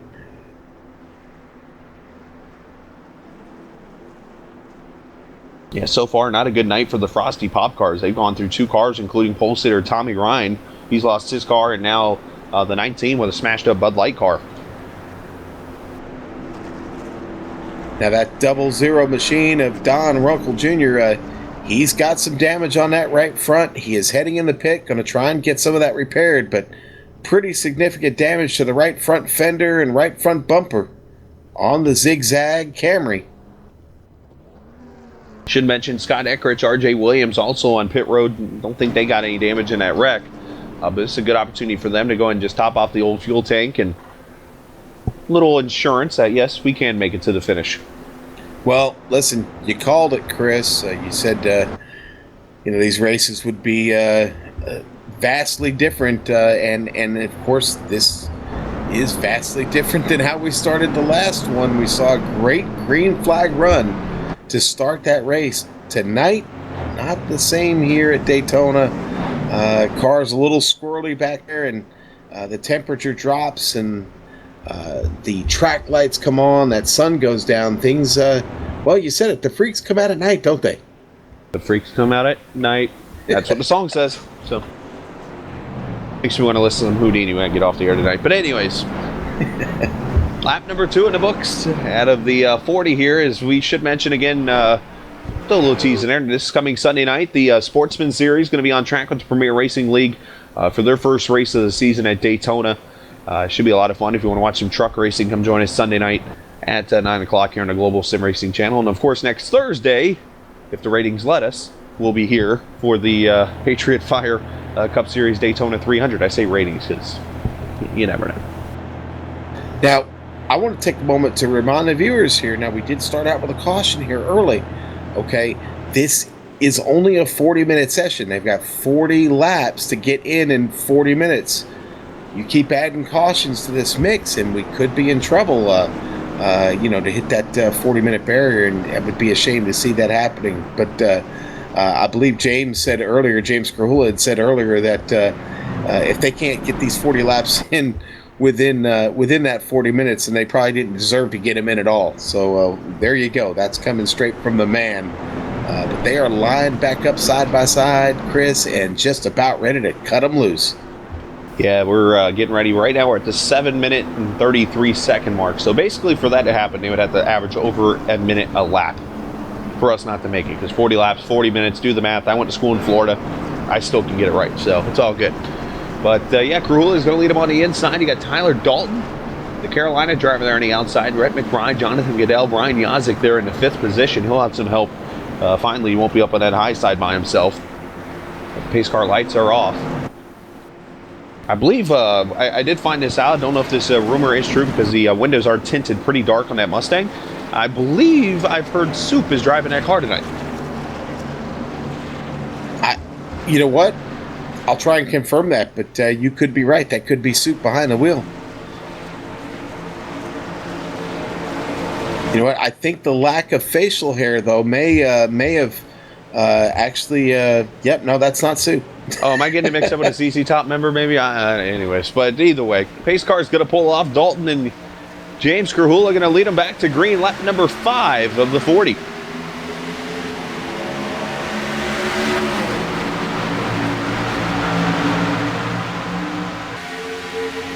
Jump for the 09 up top there. Dalton going to try to get down to the bottom here in that Hamlin car.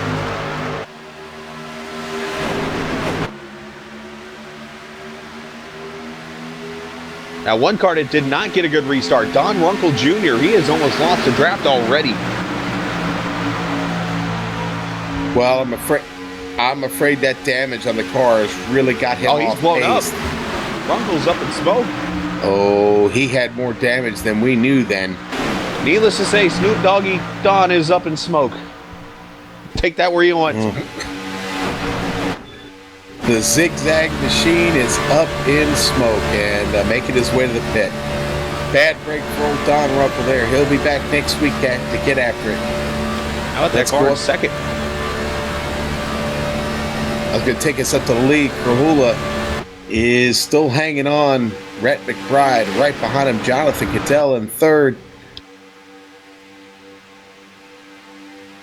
Goodell, you got Yazik, and then at 09, first 6 cars, single file, 1 car jumping out of line back there.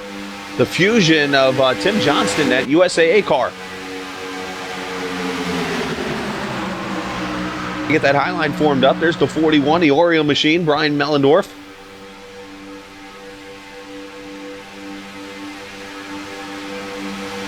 A lot of scrambling right now here, Chris. Lots of scrambling going on.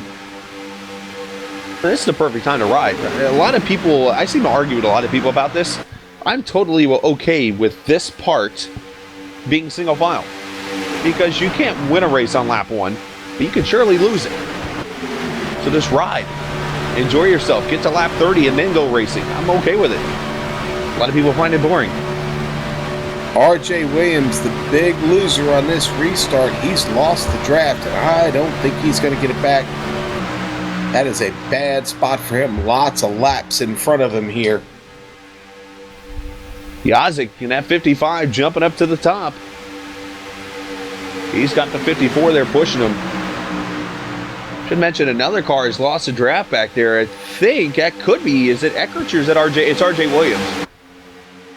Yeah, RJ Williams there has lost it. Eckrich now starting to move just a little bit. The 70 making his way up on that top line. Right on board with Johnston. You see RJ out of that pack. And you see the 4, Krahula, last season's dual winner, number 2, trying to back himself up and win another one. Rhett McBride in that 2 car.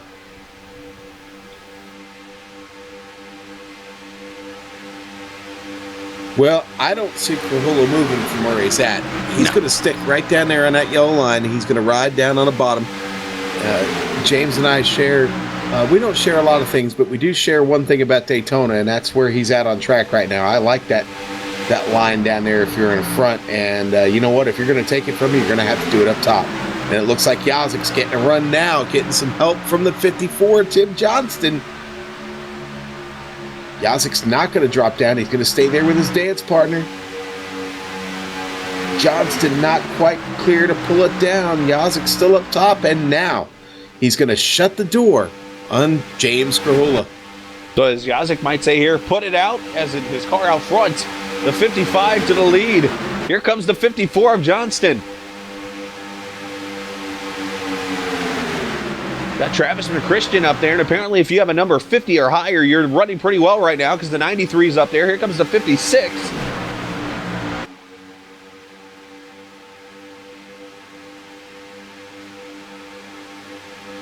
Johnston making that 54 look good.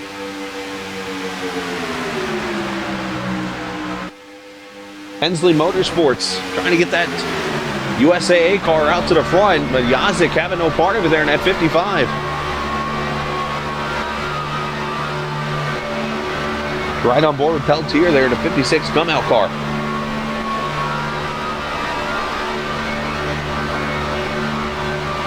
Back here in 14th, Gerald Livingston has to get on his horse, man. He's real close to losing this draft. He's got Matt Murphy in the number 42 right up in front of him. He's still hanging on. Got no help from behind. As I've said, that's the hardest thing to do is be that last car in line because it's so easy to lose the draft in these cars. Now, if you're in the B car or the truck, it's actually not so hard to lose the draft in that spot. But in the Gen 6 cars, you can lose the draft so easily with the way the draft package is set up. I just watched a couple cars back there get pretty tight with Mellendorf and Eckrich and those guys.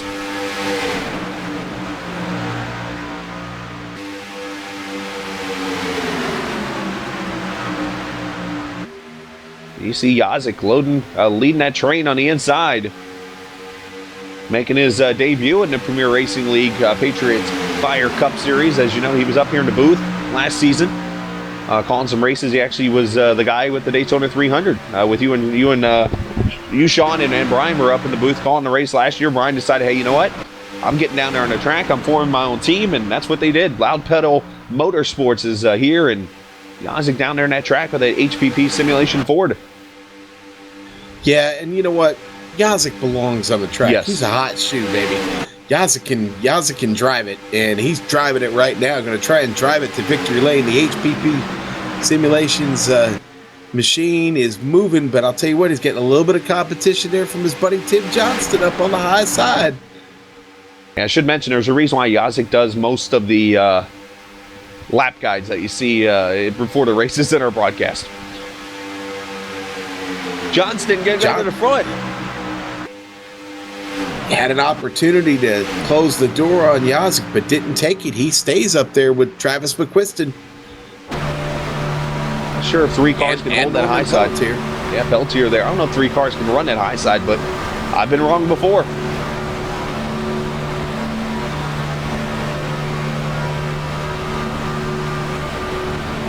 Yeah, Livingston is living on a prayer back there in that 14th position. trying to hold on to the back of that car. I think he's pretty much out of it now. He's going to need some help. You see him there in that red and white car kind of background to your right there on the screen.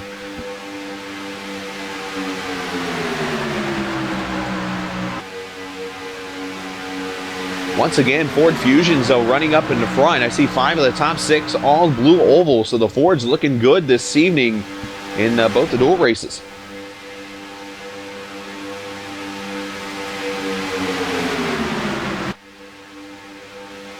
Lap 15 in the books, or lap 14, I should say, in the books, 26 to go. And this is duel number 2 that'll set the field the outside row for the Daytona 300 next week. The winner of this race will start 4th. Of course, 6th, 8th, all the way back. It looks like with 18 cars, we'll fill up to 36th tonight on the outside row. So we'll have to see those who just didn't get a chance to race tonight will just show up and get the rest of those spots, or how that will work. I'm assuming that's how it's going to work. Ooh, got a couple cars in the back. Now moving up to the high side. It looks like we're going to try and get a little chain going up here up top. Paul Pepper Scott Eckridge. Yeah, Scott Eckridge and Paul Pepper stepping up to the outside. They're going to look for a run up top. Try and catch those 3 cars up in front. Hanging on the high side there, Tim Johnston and the 93 of Travis McQuiston. And, of course, the 56 there of Norman Peloton. Yeah, they've been up there for several laps. You know, I was going to say they had the side draft, but you know what? They're working their way up there. They're only about 3 car lengths behind the 56 there, and they're going to be there. Matter of fact, I see Murphy there in that 42, I believe. Yeah, Matt Murphy in the 42 is going to jump up there. We're about to be double fire like a restart again. Johnston leads that lap, I believe.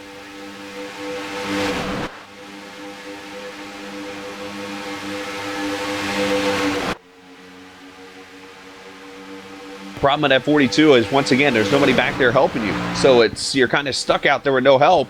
You're not going to catch that pack ahead. Now he's going to have to slip in line here as soon as that gets clear. He'll be able to step back in the line, but he's still sticking it up there. Oh, they're tight. Oh, Pepper going to go 3 wide. Oh. Almost some contact there mid-pack. Almost, absolutely almost. McBride kind of drifted up out of 4, and they almost, that wasn't pretty.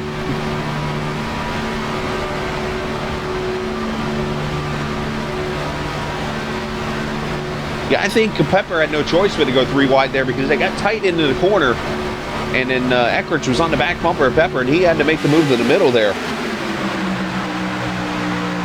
Pepper drives to the bottom, and that kind of leaves the 56 Peltier is falling back. Well, both Pepper and Eckridge coming all the way from the back of the field to get this done, but here they come to the front, and that top line has stopped moving again. Remember, Eckridge is the teammate to Brian Yazik. They're both Loud Pedal Motorsports guys. Eckridge part of that new team this year, that 70 car.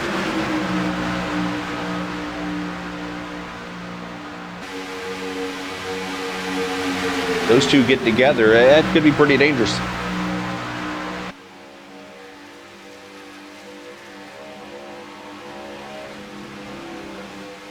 Boy, they've lost all momentum on the top side there, Chris. The top side has dropped all the way to the back. Oh, the move on the inside. Look at Krahula go. Oh! And look into 29. Pepper jumps right up there with the 55. I should mention Pepper is also a Loud Pedal Motorsport guy. There's so many members on the team. I got to look that up. But Pepper working together with his teammate Yazik.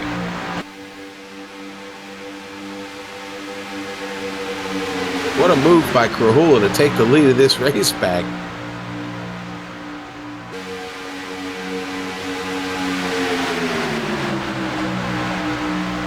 What do you think, Chris? Did Yazik maybe abandon the lead there and give it to Krahula to get back up to the top?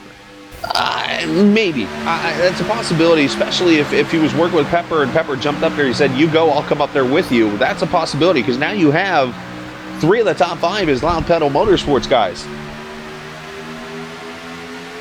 And you got the Steel Horse number 2 of Rhett McBride and the Frosty Pop number 4 of James Krahula. So it's tricky. Tricky teamwork. As we hit the halfway point, and of course we know what happened last race in duel number 1 at the halfway point. Everybody just seemed to drive like it was the last lap. And I wasn't complaining. Now this race shaping up to be another great one, Chris. Grohl is spending a lot of time up here at the front of the field. So has Yazik. Those two find themselves side by side. Krahula ran up front a lot of the 300 last season. Again, before that big one happened towards the end, he was up in the front and a chance to win.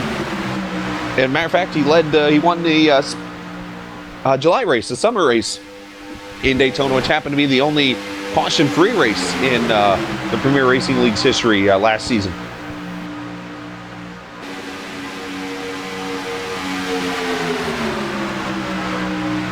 What a job by the number 70 car there, Scott Eckrich, to get himself up to 6th and in the mix now. And, Paul Pepper can't talk enough about what he's done. He's come all the way from 17th place, Chris. He finds himself in 3rd right now and having a solid run.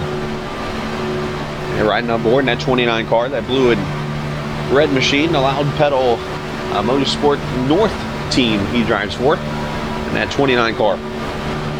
See how tight he gets to his teammate there, Yazik.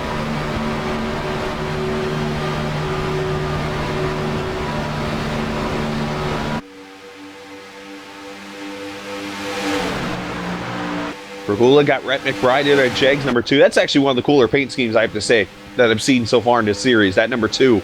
I'm a big fan of that kind of a paint scheme. If it's close to flames or anything like that, I've always been a fan.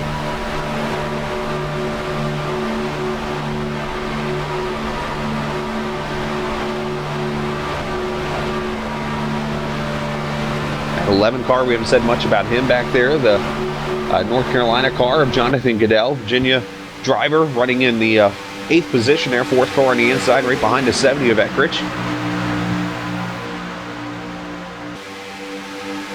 And Chris, I don't know if you've looked here lately, but they're going to be catching R.J. Williams here pretty soon.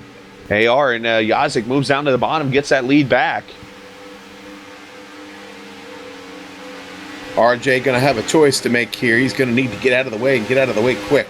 If he's smart, the best move he can do is get to the super high line and let them go by. I know some drivers like to ride the bottom, which there's nothing wrong with. You have your choice. As long as you run your line, the drivers will be fine with it. But the easy way to get through this would be the high line so the pack can just keep on going.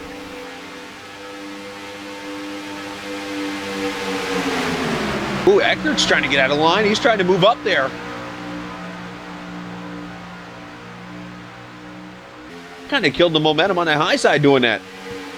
Yep.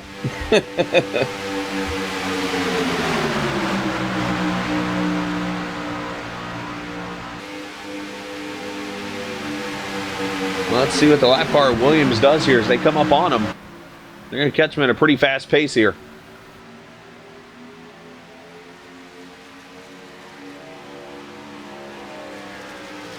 Now, I haven't heard anything yet over the chat to see if he's going to go anywhere. Right now, it looks like he's about middle of the track here, so it looks like he's going to go high.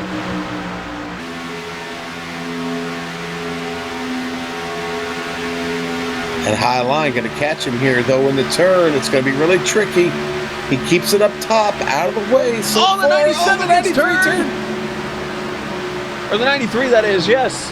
And around he goes. Oh, and now he's around. That's going to be a caution flag, yep. You got to help the 0-1 also in that DJ Beverly.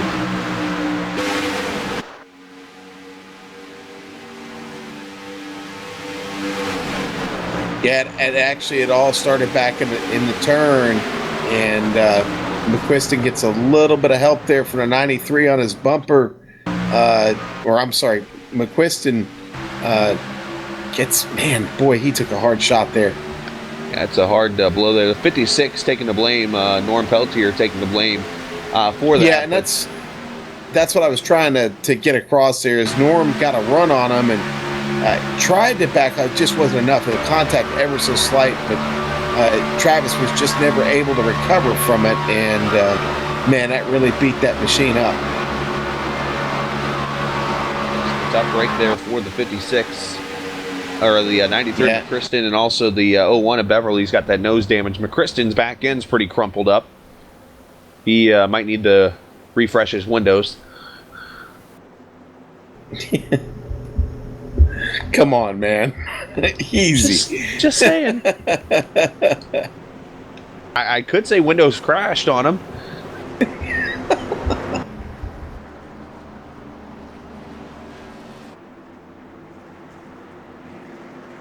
Well, Chris, we gonna restart. Looks like a game with about 10 to go. Oh, that sounds familiar. Let's see who comes to pit road this time. I think anybody mid-pack should be pitting. That's just my opinion. McBride from third. Cadell's coming in. Tim Johnston on pit road. About half the field.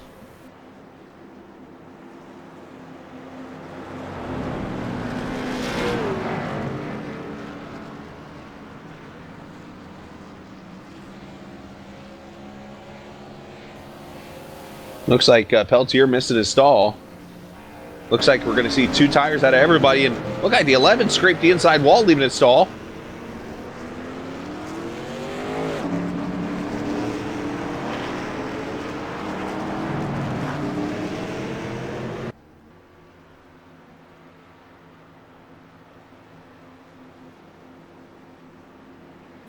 So going to get interesting because it looks like the top 5 cars have stayed out. You're going to have new tires 6 on back.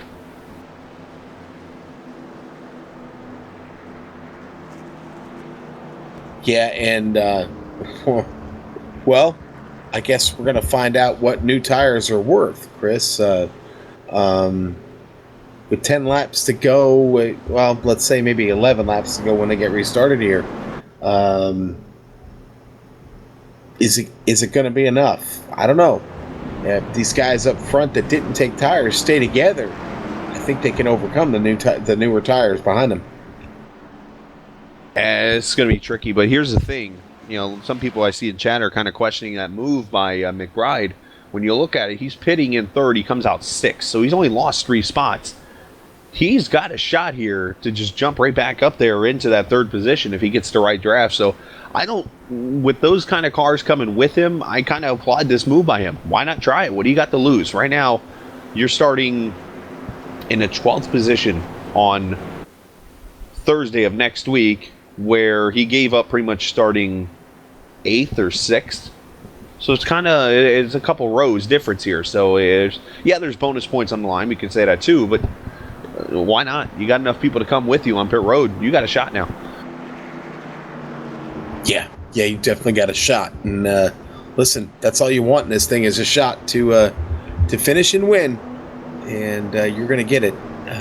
But I'll tell you what, some pretty tough customers up front there now, and Yazik, Krahula, Eckridge, Paul Pepper. Good luck getting around those guys. This is going to be a fun finish, Brian. Did I just say that? I did say Brian, didn't I, Chris? I think you did, Joe. But needless to say, it was a Freudian slip. I'm looking at Yazik on screen right now, and Brian rolled off the tongue. What was that word? A Freudian slip. Yes. Oh, okay. Not familiar with that. Okay. I can't say I have. God, you're so young. Thank you. I was appreciating that compliment. Now, the only bad news about this whole thing is now you have 1, 2, 3 Loud Pedal Motorsports. Make that 1, 3, and 4. So what I'm seeing here potentially, you're probably going to have Yazik start on the inside to get the good jump and trying to get Eckridge behind him.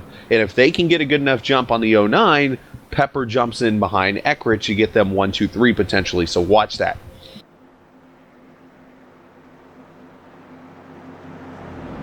And should I mention, we also have less than 10 minutes to go in this race.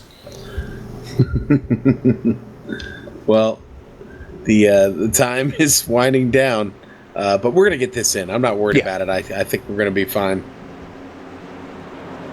We hope that time is on their side. Oh. All right, the lights are out on the pace car, Chris. Buddy, you only got 37 more races of this. No, it's going to be great, man. It's Not going to to be mention great. Saturday nights too. Right. Yes. Please catch us every Saturday night at 9:15 Eastern Standard Time for the Bootleg Racing League and the Lawrence Towing Outlaw SK Outlaw Modified Series. Don't want to miss it. That's always some great action. And listen, folks, if you've never seen one of those races, they only last about 30 to 40 minutes. Great short track racing every Saturday night here on the Global Sim Racing channel. And you're stuck with me Sunday. Yes. We got trucks here on Sunday night. I can't wait. So I'll be writing down plenty of musical lyrics. Don't worry. I'll be sure to be on my game. You always are. All right, so set up the restart here. We're going to come back to the green with 10 laps to go. You're going to have Brian Janzik, James Krahula, Scott Eckrich, Paul Pepper, Tyler Dalton. And then you're going to have Brett McBride, the first guy on 2 tires. He took. Jonathan Cadell will be 7th. And then I believe the first on 4 tires will be Tim Johnston in the 8th position.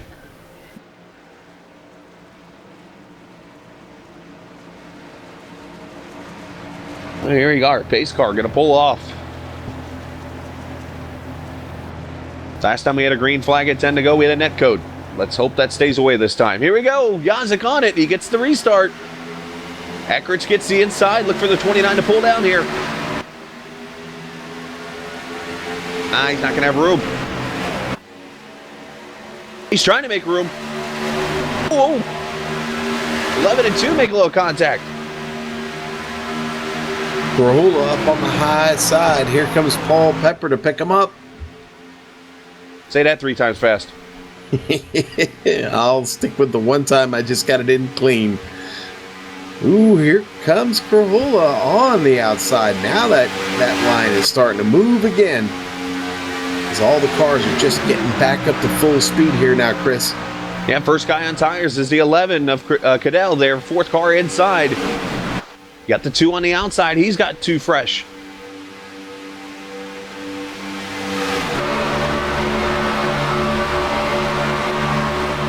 Nine laps to go, 7 minutes to go. Let's go ahead and throw that in there.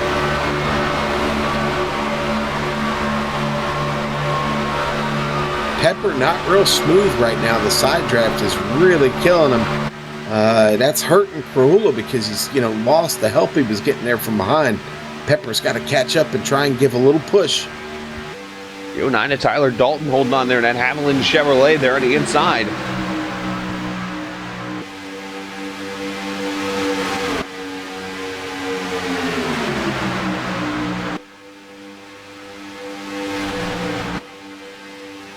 Coming up, 8 laps to go.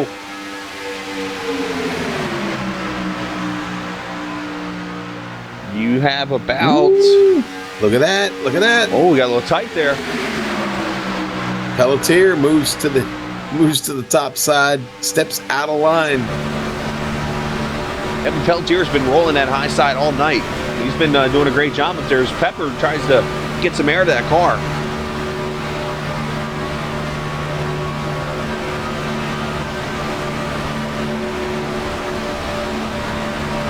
Krahula trying to get that outside line rolling.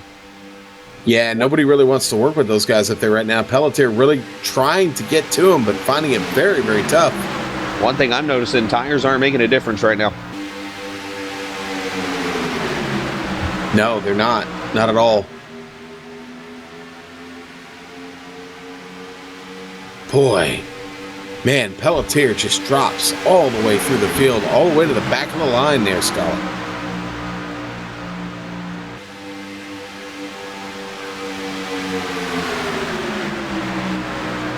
Battle up front is still real here. Janzik just hanging on to it. Eckrich in tow. Krahula trying to get it done up top. Gonna need some help from Paul Pepper.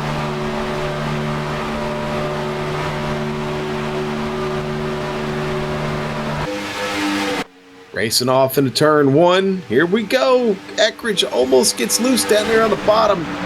Dips a couple tires down below that yellow line. Back in the field here, the number 2 looked to make a move up to the top. Rhett McBride now getting picked up by the 51 of R.J. Williams. Somebody's got to step out of line, get up top there and help those two guys, help Krahula and Pepper to get that thing moving. Yazik really, really strong down low as they head back across the start-finish line. Yazik with 5 to go is leading this race.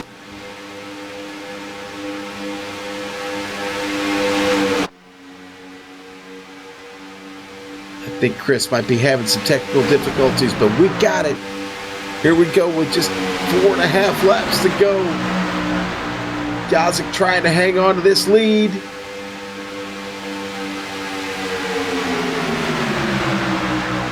Things getting a little bit tense in the back. R.J. Williams having a close one back there. The battle is up front with 4 to go as they come across the line.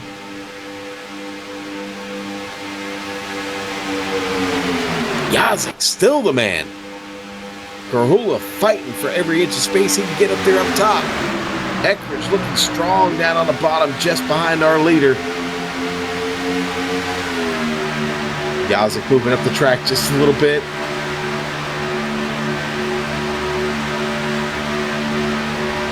The top line still just not moving at all. Not any advantage up there. Boy, it's going to be tough. Krahula's going to have to do a lot of work to get a run.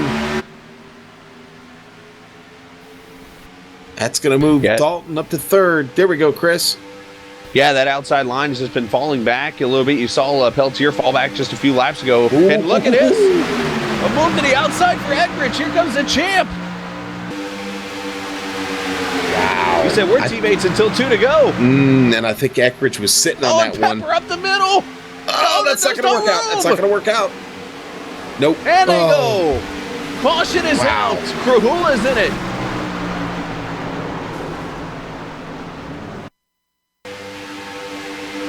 Peltier also in it. Afraid that's going to end the race too. That's a shame.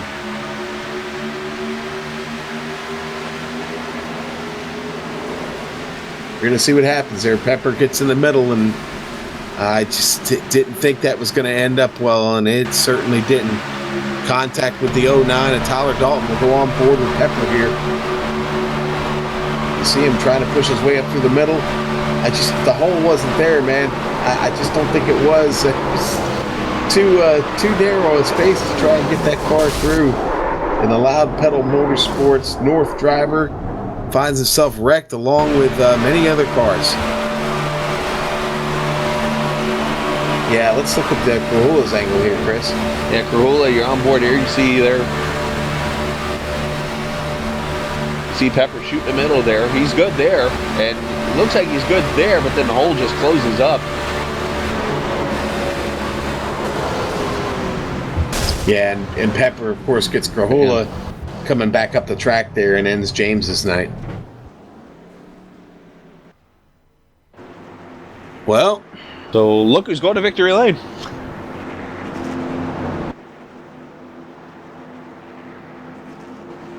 Turns out Brian Yazik gonna jump out of the booth, jump in the car, and he's gonna see himself in victory lane with duel number 2 here. He's got to finish another 2.5 miles at 70 mile an hour or 80 mile an hour. Scott Eckridge started towards the back. He's going to finish 2nd. How about Matt Murphy? I don't know if we said his name at all tonight. He's going to finish 3rd. Rhett McBride is going to finish 4th. And look at the 5th place finisher. Mr. I lost a draft earlier, R.J. Williams. Mm-hmm.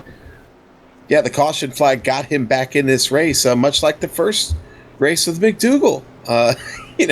Again, R.J. going to be we got another driver that's going to be a benefactor of that caution coming out late.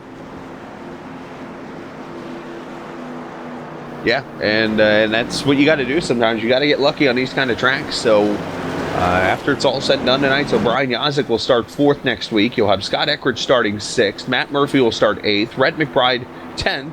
R.J. Williams 12th. Brian Mellendorf will start in the 14th position. Tim Johnston 16th. Jonathan Goodell 18th.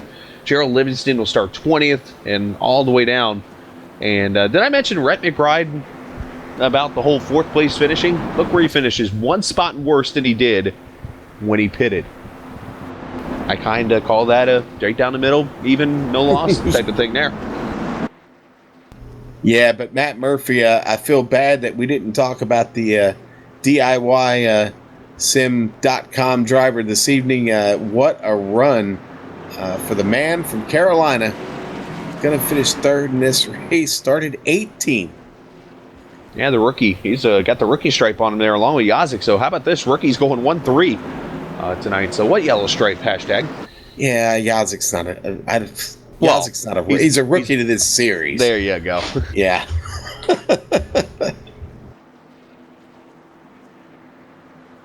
You know, one car smoking up the barbecue for you there, Mr. Yeah, about time to Ambrose. put that brisket on.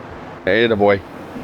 But needless to say, it's going to be a 1-2 for Loud Pedal Motorsports here in duel number 2. Brian Yazik from the booth to victory lane as he wins duel number 2 here in Daytona. Eckridge going to be second. And we mentioned Matt Murphy third. Rhett McBride going to get fourth. And RJ Williams up to fifth. We'll get the top 3 together. We'll do a post-race show and get you set up for the Daytona 300 all when we come back on the Global Sim Racing Channel.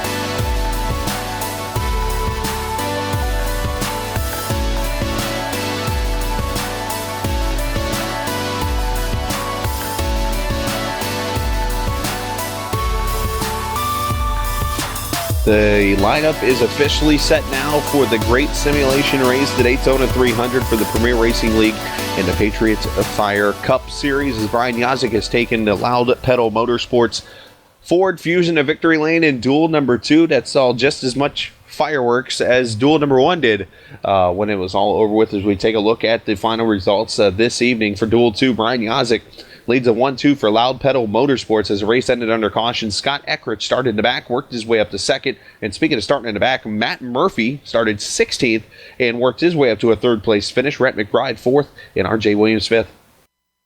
Brian Mellendorf going to come home 6th tonight. Tim Johnson right behind him there in 7th. Jonathan Cadell 8th. Gerald Livingston 9th. And Tyler Dalton going to round out that top 10. Yeah, 11 through 15, DJ Beverly. These guys all infected with the incidents that happened. DJ Beverly, Norman Peltier, Paul Pepper, James Krahula. These guys all were in that last lap accident. Travis from Kristen didn't hear too much from him. He was involved in that wreck a little bit ago, finished in the 15th position. All right, and here's your last 3. That's going to be John Wilco, 16th. Don Runkle, 17th, got caught up early. And in 18th, going to be Mark Allen, only able to complete 2 laps. Got caught up in that first caution. Car was destroyed. Couldn't get it back out. And that's the 18 cars that finished up tonight's race. And that'll get everything all set up for next Thursday when it is all over with. And let's see if he's done doing his burnouts yet. In the number 55 Ford. And he is. So let's get Brian Yazik in here with us. And he's here. Hi, Chris. Brian, hey, buddy. Well, rookie, you got you a win. Yeah, Rhett came over the speaker at the end of the race, or came across all the channels and said, "Nice job, rookie." So, yeah, it's kind of funny. We're running the rookie stripes this year. We ran obviously less than 5 cup races. Well, last year because we were up. I was up here hanging out in the booth with you guys last year. But yeah, you know what? I cannot say enough about our team, Loud Pedal Motorsports. The whole reason we got the win, we got the 1-2.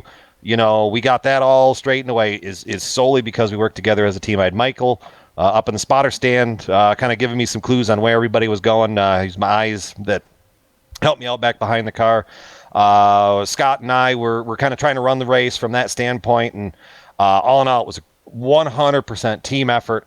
We were trying to put that together for the first duel, and unfortunately, the iRacing netcode bug decided to ruin that for us. But all in all, though, we're just extremely happy to get this season off right with a dual victory for the HPP Simulation Ford Mustang. Hey, and it's going to set you up with some good points towards the championship already. Not a bad way to get started, rookie. I love the fact that they're calling you a rookie and they're making you put the yellow stripe on the back of the car because I said it during a broadcast. You're anything but a rookie, man. Yeah, you know, anybody's been a fan of GSRC. You know, I've been around for a while. I'm like a grizzled old veteran. This kind of reminds me of, here's some history for you. John Andretti ran like 300, 400 cup starts, and then he ran that full year of Xfinity series, and they made him put the rookie stripes on because he didn't run so many races in that series. So that's kind of what this reminds me of. Well, listen, I got to ask one more question before we let you go, but how do those new pedals feel, buddy? Those new HPP pedals that you got. Those HPP pedals, they are amazing. They drive great. They do a really wicked burnout too. I mean, it's why I asked, because I just made the comment when you were laying down that mean burnout there at the end. Those pedals helps with the burnout a little bit, huh? Yeah, it helps a little bit. Scott was egging me on TeamSpeak. He was saying, because he's the king of that whole down the front stretch burnout. So I told him I got to try to get one just like that. So then we finally used the apron and made it all work. So. All right. Well, hey, Yazik, great win, buddy. And we will see you next Thursday for the 300. Yeah, buddy. We got ourselves a great starting spot. We got a great shot at it. We just got to keep this thing clean and get there at the end of it, and we'll have a good shot at the win next week. It's just great. Start this deal off right. Well, my friend, have a great season. That is Brian Yazik, driver of the number 55 HPP Simulation Ford. And tell you what, great win for him this evening. But Chris is now caught up with Scott Eckrich, who had a pretty decent run himself. Yeah, he did. Second place run for the champs, the number 70 car, and finally getting that restrictor plate, or at least a Daytona 300 blues out of your system after being in a wreck on lap 1 last year and then having the penalty on pit road that cost you a good finish in the 300 itself. And here you are tonight. Now you get to start up in the 6th position next Thursday. Yeah, it's thankfully we avoided everything, and all the real big wrecks were behind us tonight. No pit road penalties. Starting in the back was a little tricky at the start after that post qualifying penalty, and we're just looking to start the Daytona 300 strong. And of course, you're with the Loud Pedal Motorsports guys. We just talked to Yazik. Talk about the adjustments you've had to make to the new team. Oh, that's the great part about these guys. We all pretty much clicked right away, and everyone's meshing really well, and we really haven't had any of those teething problems of a new team. We threw together a real strong team right out of the gate, and I think everyone's real happy. And I think we proved tonight through both duels that we can run up front. So we're just looking to carry that through the season. Well, we wish you the best of luck this year. Obviously, being the champion coming into next week in Daytona, and you get some bonus points tonight, so you're already right up there towards the top of the championship as we go to the 300 next Thursday night. Scott, we wish you the best, and we appreciate your time. Thanks. Scott Eckrich there finishing in the 2nd position tonight, and I don't see 3rd in here, so I believe, Sean, you're going to talk to Karula? Just real quick, James, a little frustrated there with the end. Yeah, I know when I came in here, I was talking with Amjad, and we have a different discussion on what a hole is. But that's that's all right. It's we couldn't get none of those bonus points tonight. We were just finished right outside of it. I was in a bad spot there. Period. I had, 2 teammates down below and another teammate pushing me, and he wasn't. I was just up there on my own. So, I tried to get Tyler up there as quickly as we could, and Scott threw an awesome block. Can't get mad at that. It's he did a good move there, did what they needed to do for them to have a good finish, and we raced good. We'll be back here next Thursday. And we can't wait. It's going to be a heck of a race here on the Global Sim Racing Channel and iRacing Live next Thursday night. Come on in, and thanks to MP3 Designs, they've been stepping up. They paint half the cars that you see in the field, so they do a great job. And thanks for sponsoring our pole award, and then of course Patriot Fire as well. Thanks for stepping up.